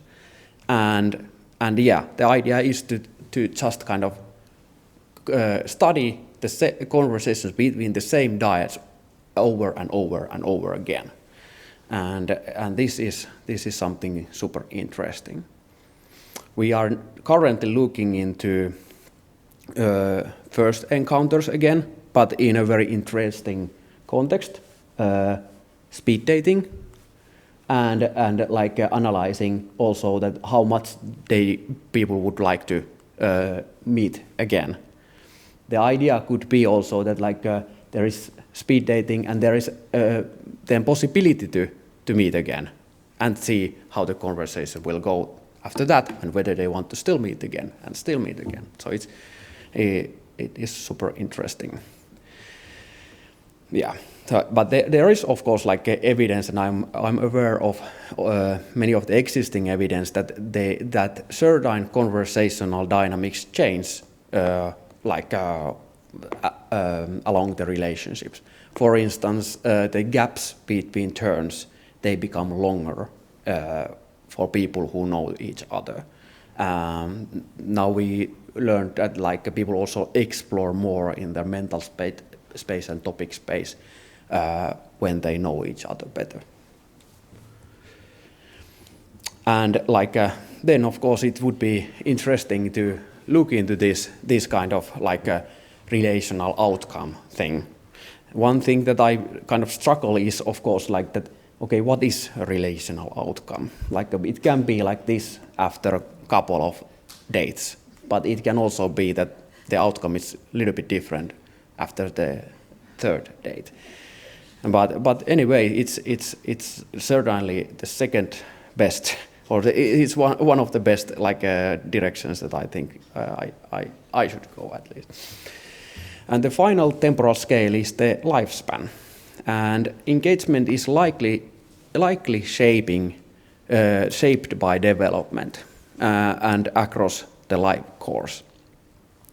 People at different stages of life, in childhood or adolescence and adulthood and old age, they differ in multiple ways, in their cognitive abilities, in their social skills, in their life experiences and relational goals. So it's very, very likely that also the engagement behaviors change a lot and reflect these kind of different stages of in the life.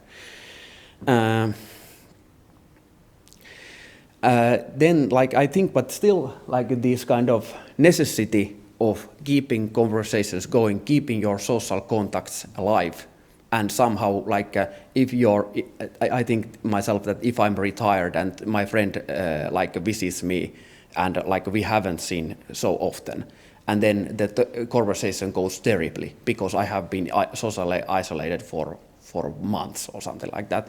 Of course, it might be that, like, okay, that the prospects of that relationships are not that good anymore. So this aspect of interactional quality and satisfaction in old age is very, very significant. And it's also significant because it can predict the health and longevity of the people. And I want to illustrate this point by showing another painting by the artist William Utterances. And by this time of when this self-portrait was painted, he already had developed a very prominent memory loss. He was diagnosed of Alzheimer's like a year or two after this portrait was or this painting was done. And in this painting, this is actually the only painting that he included himself. He already painted himself separate from the group that was in his apartment. And like basically, I want to just underline the fact that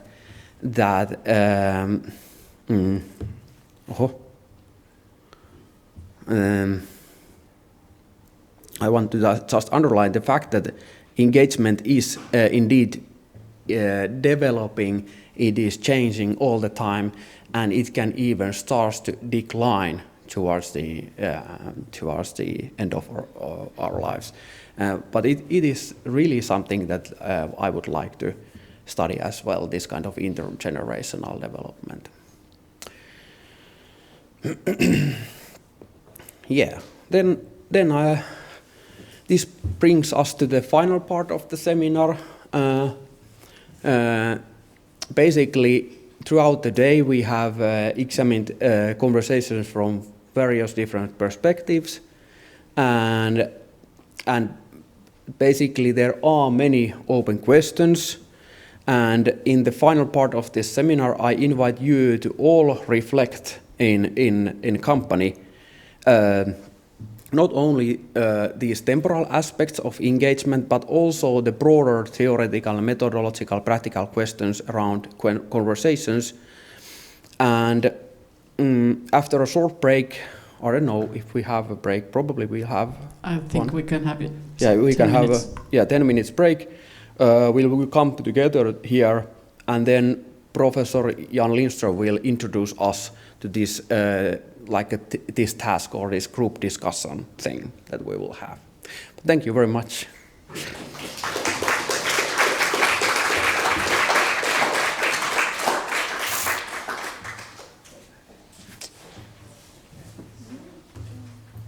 We will continue at 10 minutes to 4.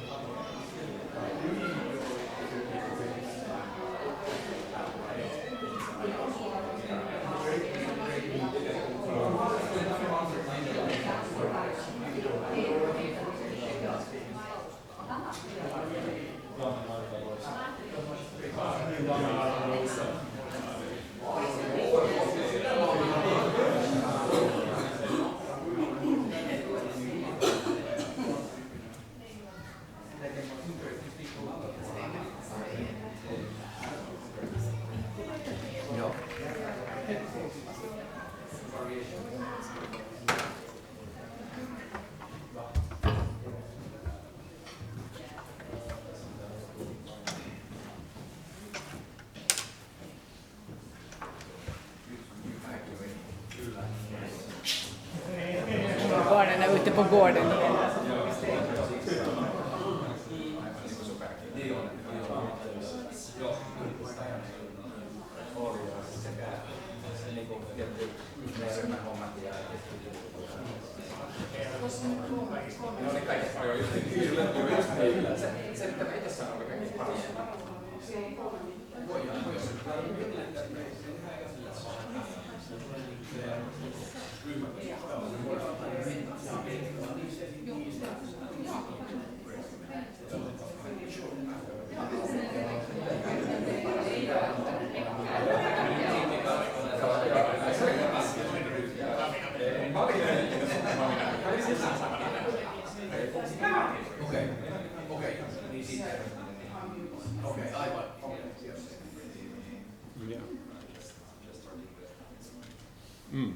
Okay.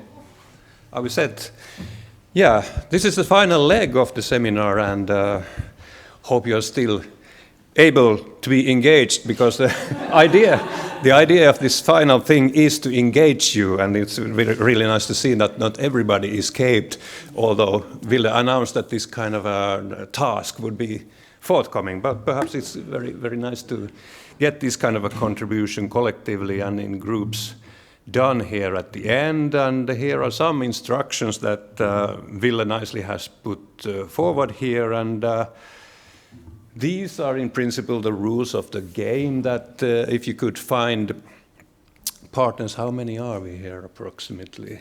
Are we some 20 persons perhaps, so groups of 4 people perhaps could be taken together, and then I guess we get five different groups or something like that. And we have a bunch of questions here prepared, we will show them, and then you have approximately 20 minutes time to explore the topic, as Diana said. So explore it, it's going to be more enjoyable, and then we open up, make a summary of these group discussions, so you can elect one of the persons in your group who is going to come here to the front and participate in a summarizing discussion, and let's see how it works. This is a nice new experiment, I also think. But here are some topics prepared by Ville. There's a suggestion by me also on the right-hand side here.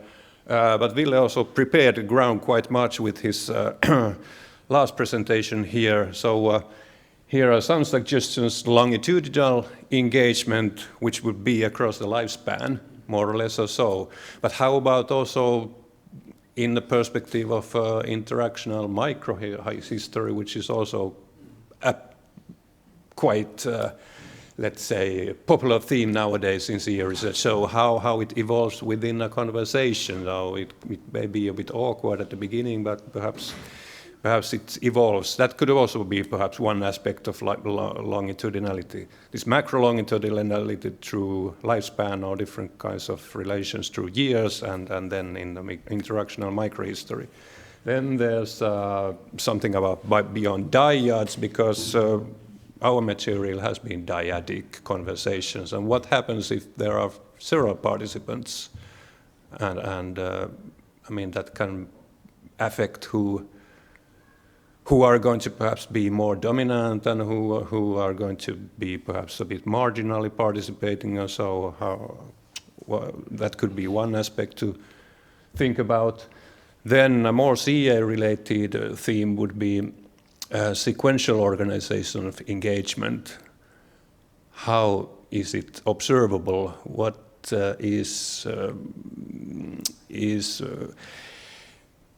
observable or prominent in a conversation that is in a way engaged? What aspects could surface in that context?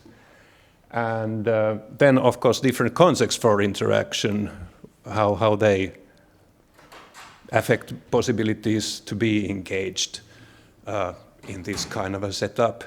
And of course, conversations among friends and many other things of settings, what you may think about. So these are just, broad suggestions that you may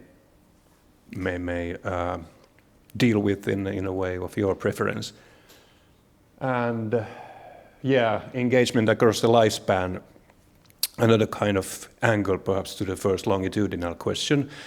And one thing that I have been a bit interested in is, of course, engagement in a cross-cultural view. In a project we had Finnish-speaking and Swedish-speaking Finns or participants, and interestingly, we found some results that seem to suggest that they have a bit different engagement baselines also. But anyway, the good question would be if we try to use the template to yet other and more distant cultures. So what is there to be observed? And I think in all these themes we could also think about how can we operationalize engagement. So it's a quite slippery topic. So, but we have seen some nice examples how it has been done in previous research. So these would be some of our suggestions, but you can choose a theme of your own also. So that's these open titles. How do you feel about this? Is there something to discuss and explore about these topics? Maybe, yeah. You seem to be nodding, so that's a good sign of engagement. And do you find your friends here somewhere in the room? Does it have to be the usual suspects, or can you? Yeah, if you can mix a bit, so perhaps, yeah.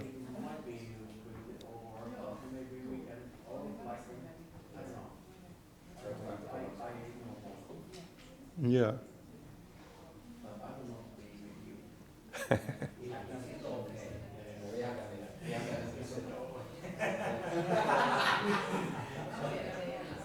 Yeah. Somebody from outside the project want to join us here? Yeah, I could. There's 2 project members here. Very much. Yeah.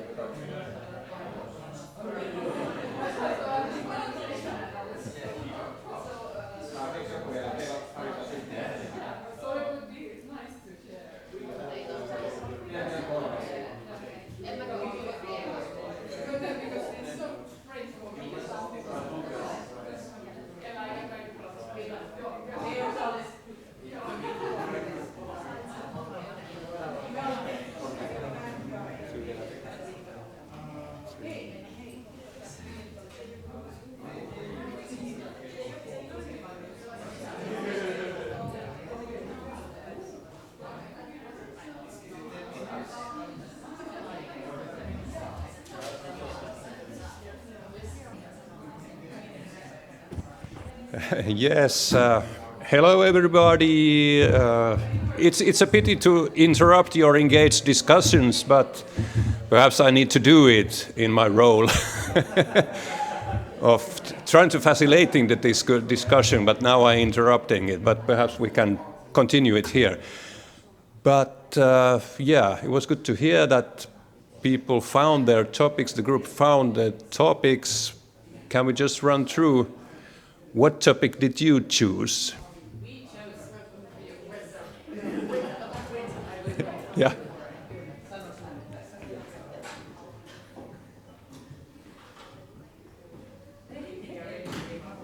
Yeah.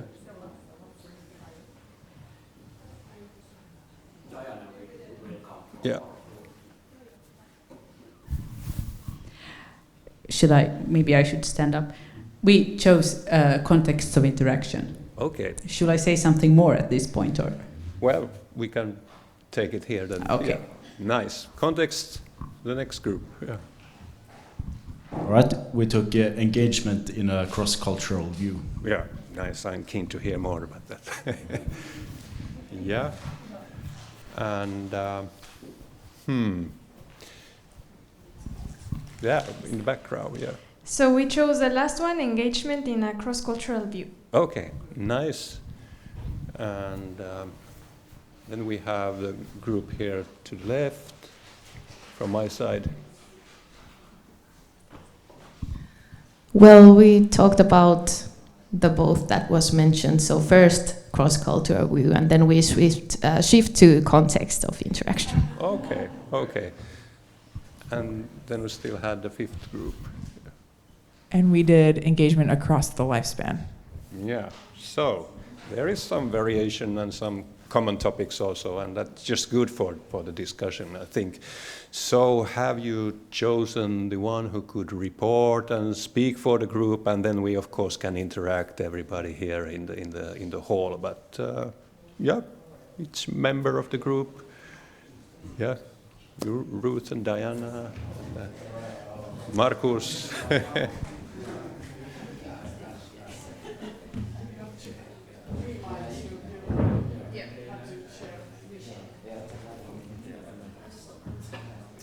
Yep, step forward and.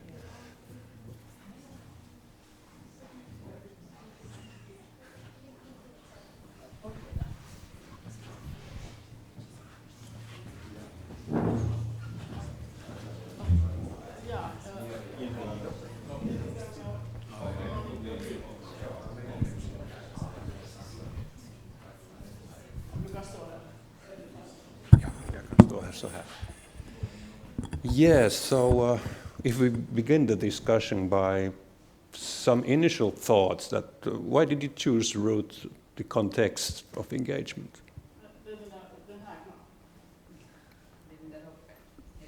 Okay, nu hörs det, eller hur? Yeah. Well, I think we were quite unanimous on that. The contexts are really interesting because they include so much, and I think most of all also they were being kind to me because I'm from the study of religions, so being too brain focused would not have worked in our group. But it was very interesting to think about how differently we can think about social context and like values and different kind of relationships and when they change. So very broadly about contexts. Yeah, right. And there was at least a keyword, change, somehow. Definitely. We focused on what we think that future research, Ville, should be about breaking points and what are those glimpses in time that actually make these breakthroughs in conversation possible. What is it that actually opens the doors? Yeah. That was really interesting. Yeah. Fine. Diana, what did that group on age or lifespan come across? So we started by just having a conversation. But then I think we started talking about how people's kind of maps and understanding of the world changes over time, which brought us to thinking about how conversation changes over the lifespan.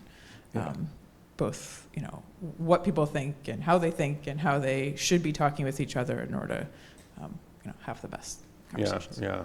So an aspect of change there too. Yeah. All right. So we picked engagement in a cross-cultural view mainly because I strong-armed my group into do it. But of course, it's my main interest of research, and I thought the group seemed to vibe very good with it too. And it's really important to kind of, when we talk about language, that we also understand it's not only grammar and words that we need to learn, but also norms for conversation and interaction. Yeah, nice. And that was, sorry. Yeah, cross. Yeah, the next group was cross-cultural. Yeah. So. Yeah. Me. Yeah. Okay. So So we chose the cross-cultural view, and we chose it because we all come from different cultures. So that was very interesting because we selected different topics and we had personal examples of the differences between these cultures. So that was very interesting. And we also chose it because there are many variables in the research group, like nodding, gaze diversion, and smiling, and how all of those change across cultures. And based on the examples that we gave, that was the motivation to choose this topic. Yeah. Great.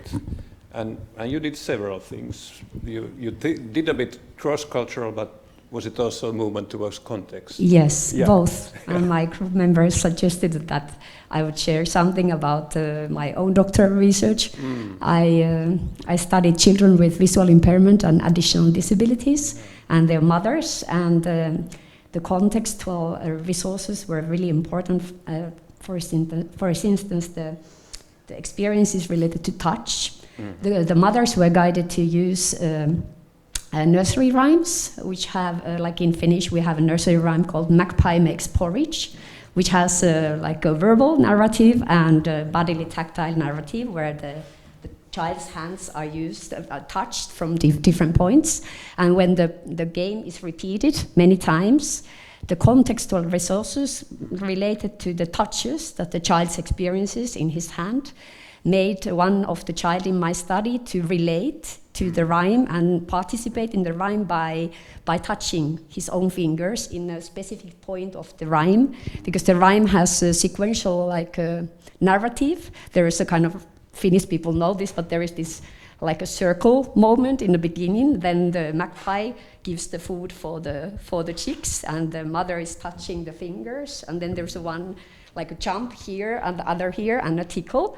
So the little child, he couldn't speak, and his like participatory resources were limited because of his visual impairment. But he learned to memorize the narrative related to the bodily touches. And when the mother started telling the rhyme by touching his palm, he anticipated the next touch, and he touched his fingers.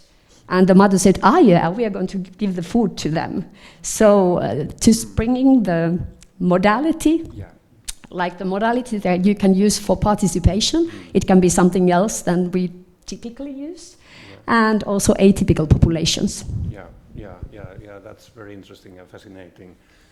As you say, different kinds of communicative modalities. You could think about sign language, but also in this context. Yeah, we could perhaps think about these questions here that were posed. So about these contextual considerations. So there was this question: which conversational settings reveal the most important forms of engagement? So did you? If you talk about more in a group here, so what did you come across? What did you find? And did you find the same things when you record? Well, we could come to think of several settings that would be interesting, and of course many of these would be absolutely fascinating to look at in conjunction with each other also. But we were talking about situations like context, hierarchical contexts, and how hierarchies and social norms will hamper or enhance interaction, and more broadly power dynamics. But I think we mostly talked about the sense of safety. That's part of a research project I'm involved in, but from a very different view, and what makes you feel safe in a certain situation, conversation, and how you can, and the different aspects of that. And of course, not just safety and security, but the sense of safety, how it is embodied and emotional and interactional, the way you adapt to a situation. So that would be our like hierarchical power dynamics, sense of safety. And then we talked a lot about also like formal and informal roles, and when they shift, and when you're not prepared for them to shift, and how the sort of setup for the conversation changes. So that would be, there we had a lot of contexts already. I don't know if that resonates with the context you were talking about.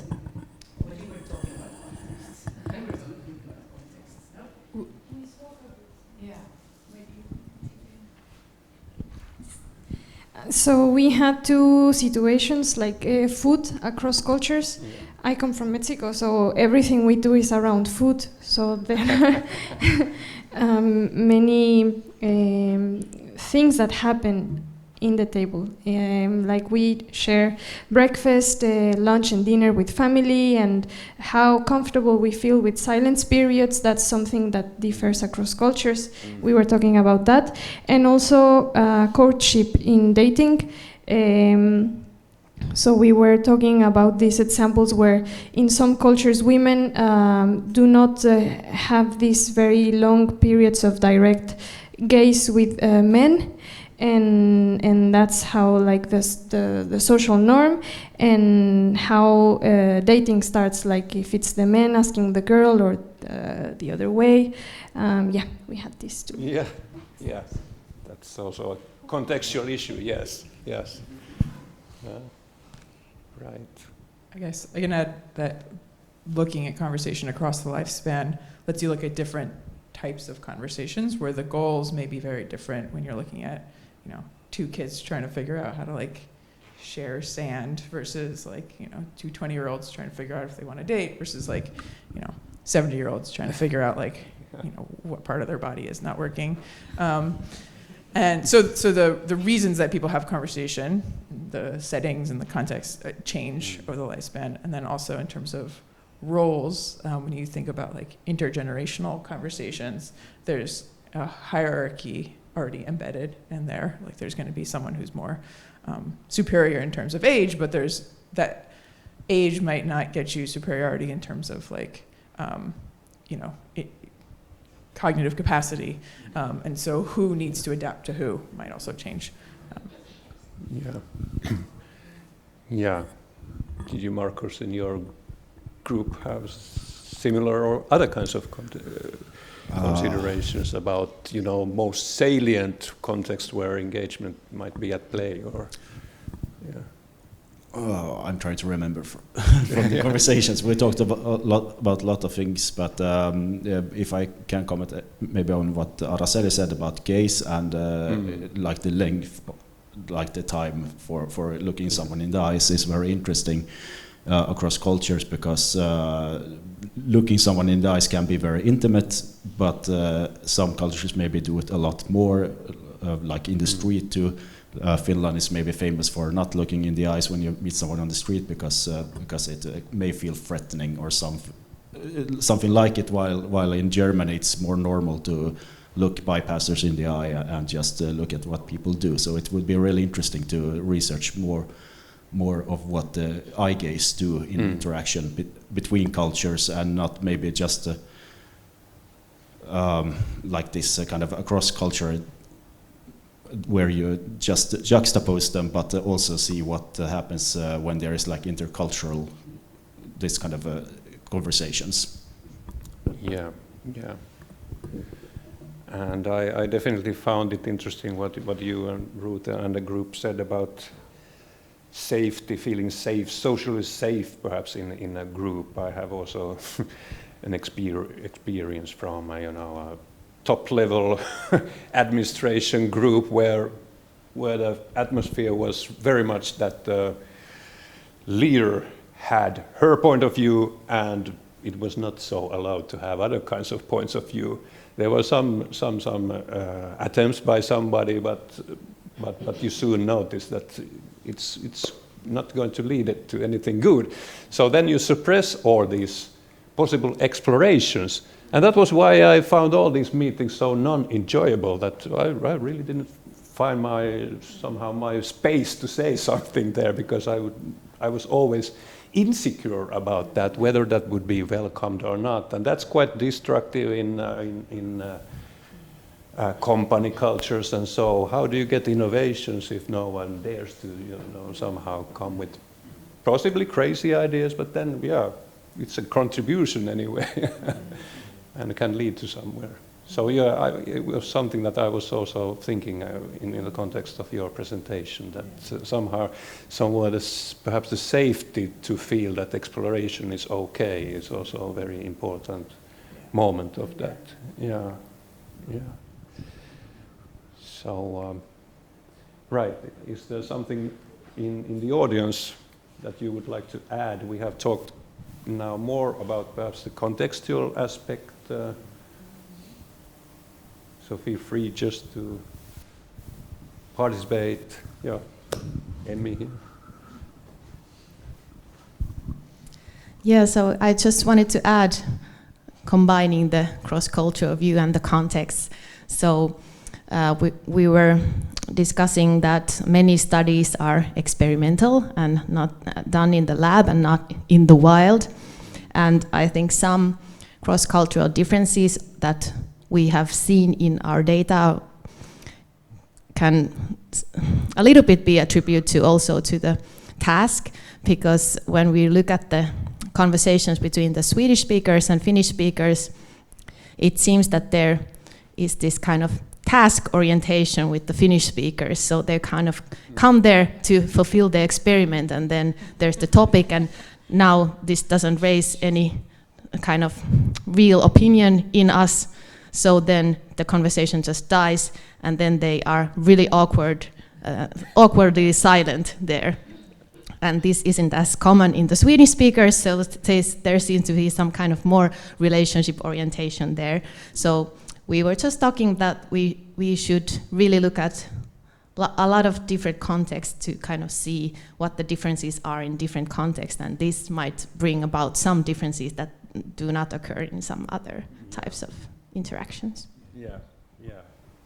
I see. And there was this bridge, between the cross-cultural, the contextual also. Yeah. True.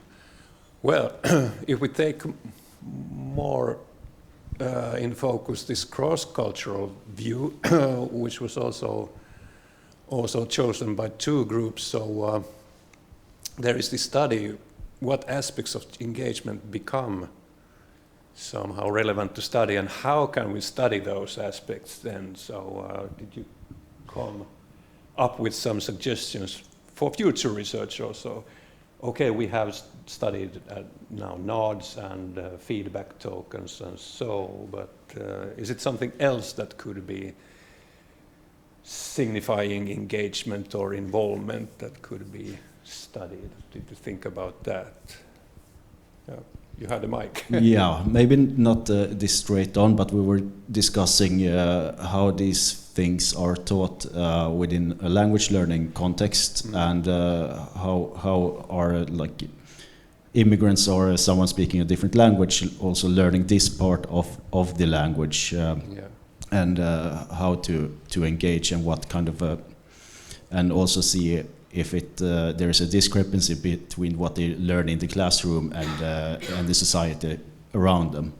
And we had like Ostrobothnia as an example, like if you learn standard Swedish and then everyone in the society around you speak a dialect and doesn't follow what you learn in the classroom. Yeah, that somehow relates to my wondering about the linguistic diversity and whether it's a good thing, somehow, enabling engagement, or is it hampering it if you feel that you speak a bit different kinds of varieties? How do you have any intuition? You speak differently here in Finland when you speak Finnish, but also Swedish, so you're somewhere in between also. So you have a kind of intuition perhaps about this. I guess that if the discrepancy is too big, then you can start to get like a very negative experience of speaking with natives, because you haven't learned the social cues in the same way, and that in the worst case you can kind of drop learning the language altogether, because it becomes so threatening and face losing every time you try to do it. Yeah. True. Yeah.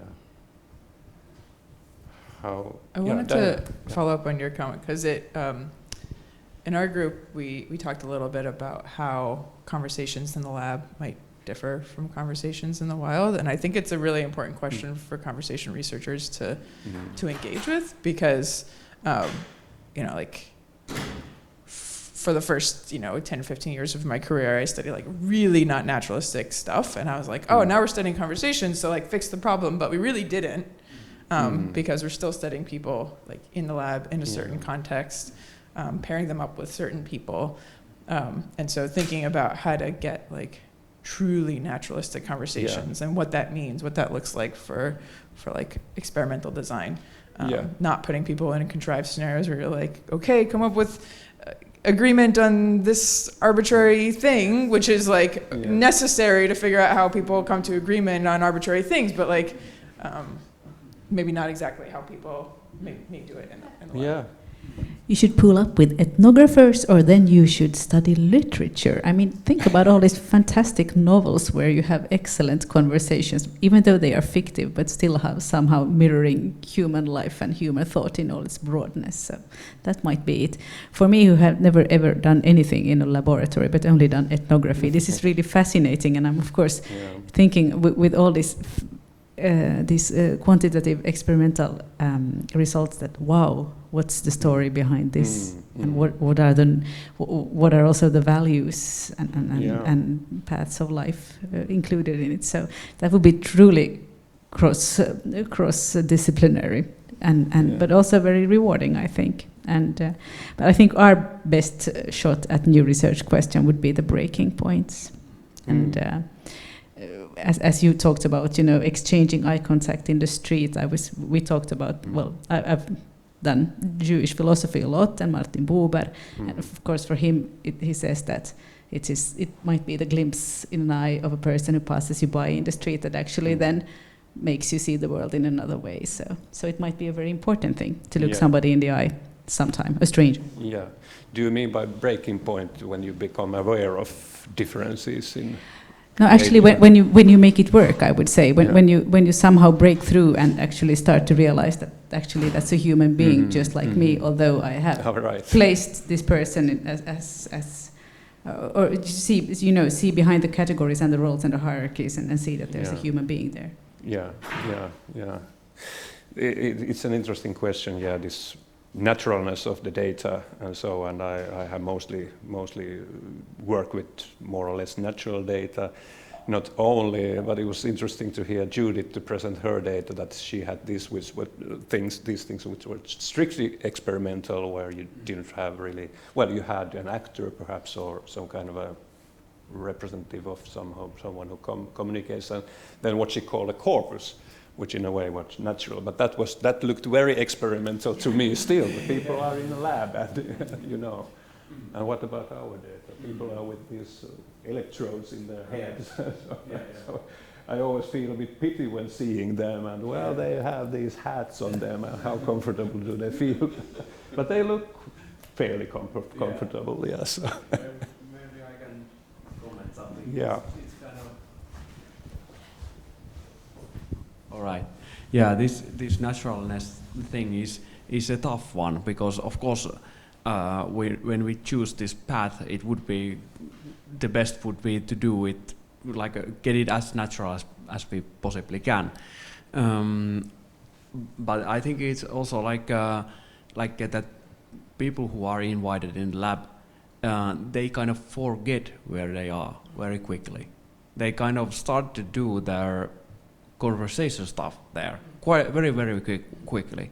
And I would bet that if we would just kind of remove all of that infrastructure around them and show that to a random person and say that, okay, does this differ from this other conversation that was done in a cafeteria in similar kind of that, okay, we just pair kind of random strangers, it would probably look very similar. But of course, this kind of pairing of random people and so that it somehow from the outside we have kind of nudged people to conversate. Maybe that is kind of the most fundamental difference. Yeah, and perhaps giving the task to them. Yeah. But it's true, when we have watched these videos, so nothing unnatural seems to happen there. People are as awkward or as natural as they usually are somehow. Yeah. Does Judith have also a comment? Oh yeah, Judith. Yeah. Do you want to comment on our discussion? Yeah. But yeah, I absolutely agree. Of course, on one hand, we also wonder this very often. So to mitigate that, we have friends rather than strangers, just to make it a little bit, in the hope to make it a little bit more naturalistic, I should say.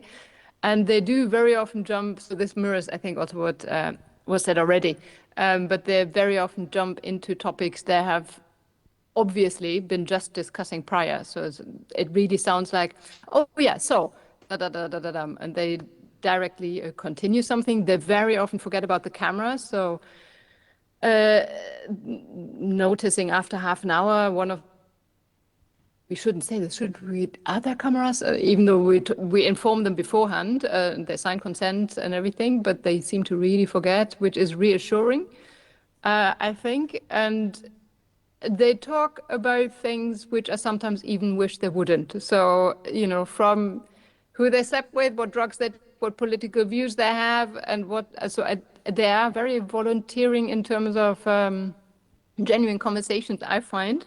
To the extent that we at some point even had some student assistants who said they feel too voyeuristic, they don't want to code these data.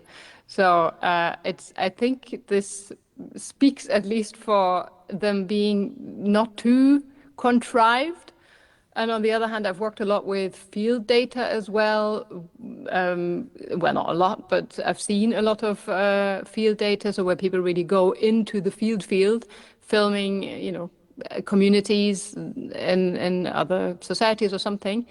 And there very often the comment comes, it's obviously daily life, there are chickens in the background, dogs barking, mothers cooking, or fathers sometimes, children playing, but at the same time very often then suddenly the sentence, if you don't do what I say, the white man behind the camera will take you away, something like this. So they're obviously also aware of there is a researcher there, and this may also, I don't know, to some extent impact on what is happening. So I think, I've had this discussion a lot with conversation analysts as well, how representative are these data from the lab? And I think we don't know the answer. And I think maybe, testing this somehow would be really cool, actually. I don't know how exactly. But personally, at least, I'm from seeing the conversations that I've analyzed myself, I think, they seem very genuine, they seem very personal, they seem very, as much as I would think people would talk normally, they don't strike me as odd. But of course, there's no proof as such for that.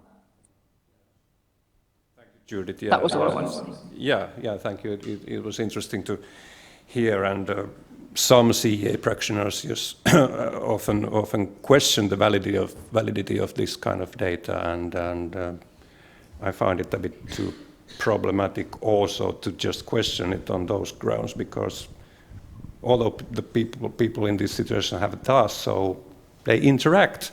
So in natural conversational situations also, there people encounter situations where they have to solve a task in a way, one or other.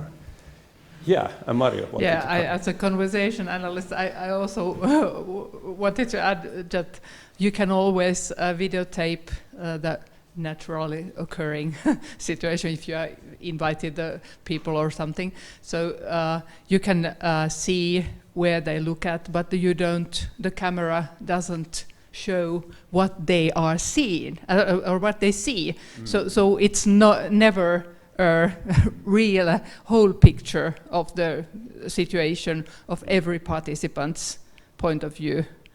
So like this naturally occurring, it's a kind of naturally occurring, but to a limit. And I can imagine that people forget being in a lab, because they of course often tend to forget the cameras, but we can never go to the entire reality. We cannot capture it with cameras. Yeah.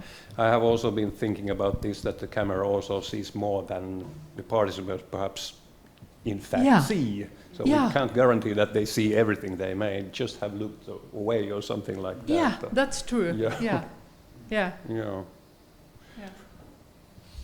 So, more discussion? I just want to add, there's another topic in here about going beyond dyads, which is something that I think experimentally is really hard to capture and analyze in the lab, but is really much of our conversational experience. So I like that you put that on the table as like a frontier to be thinking about for conversation research. Yeah, but we had this multicultural group. What angle did you take to the cross-cultural thing, and what would be promising to study in that kind of context when you try to grasp engagement or involvement? Good question. Yeah. We just discussed that the variables that we study in the research group, those are interesting to study across cultures. And this is more like a personal comment. I think, at least I know from the Mexican embassy, that they are very interested in knowing what international students are doing, Mexican students. And when you tell them about your research, they engage also and they say something like, how can we help you? And I think I don't have ideas on how to study because we didn't discuss this, but I think at least embassies, they are very friendly in trying to help you in recruiting people of your own culture. So that might be something to think of when trying to recruit people from other cultures. Yeah. There is one thing that somehow methodologically has interested me, and the thought stems from, classics of engagement or involvement like Goffman and Gumpertz, who I think have said that engagement or involvement is usually taken for granted until you notice that something goes wrong or something like that. So, and that's perhaps, if you have truly intercultural encounters, you could soon notice that, okay, here our norms differ or so. Do we have possibilities to study engagement in those terms? Or I mean, this is something that people usually don't think so much about. This is something that occurs naturally, but then we become aware of these somehow covert sides, other kinds of covert sides of engagement, when we see that it doesn't really function as expected. So would that be something to look into? I mean, in the Mexican context where you describe these things, how courtship is done, so it's probably, fully natural, you don't consider it so much, but it's really interesting to observe for someone that sees it from the outside. And yeah.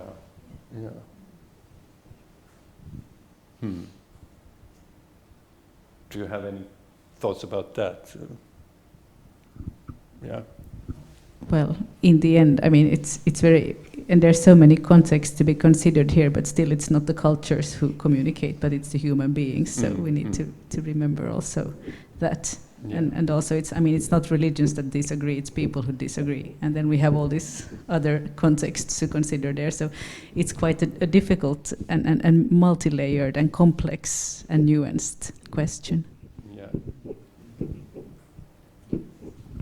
I also really like, really, you at the beginning of your talk, you talked about, one of your talks, you talked about like after COVID, when people came back together, I think there was this kind of like forgetting of some of the defaults that we took for granted for how to engage in conversation, and there was a relearning that had to happen. And so I think that was an occasion where like it's like thrown in your face how intricate the system is, and because you haven't been doing it in the ways that you were used to doing it for so long, you're like confronted with that intricacies. Yeah, that's interesting. Yeah.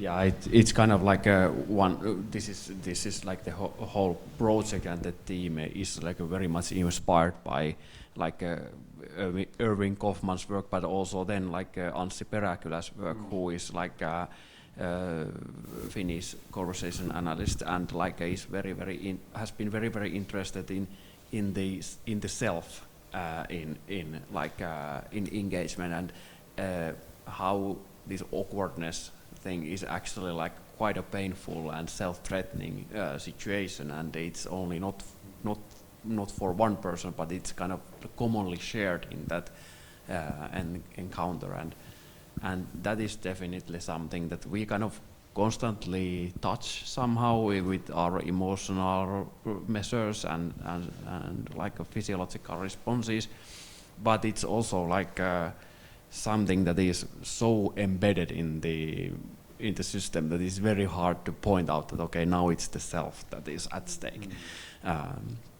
But yeah, is it so that now it's the time to close this? Yeah, perhaps you can wrap up. Yeah. Okay. I want to just thank everybody, and this has been very great, and I could not have hoped better ending for the project. This has been the first project that I have ever led, and I think it has been a lot of fun from the very beginning to the very end, and I really hope that this work I can continue this work and finalize many things, but then explore new grounds also. Yeah, thank you very much. Thank you. And maybe thank you to the panelists and the group also. And also from the Swedish Society of Literature in Finland. It's been an excellent seminar, and I think we've all learned a lot. It's been a pleasure to host this project, and we look forward to continued cooperation with you. It has also broadened the perspectives of our society and the kind of research we have been able to support. So it's been very important, I think, both in many senses also. So thanks for this conversation. I hope they will continue. Thanks for today.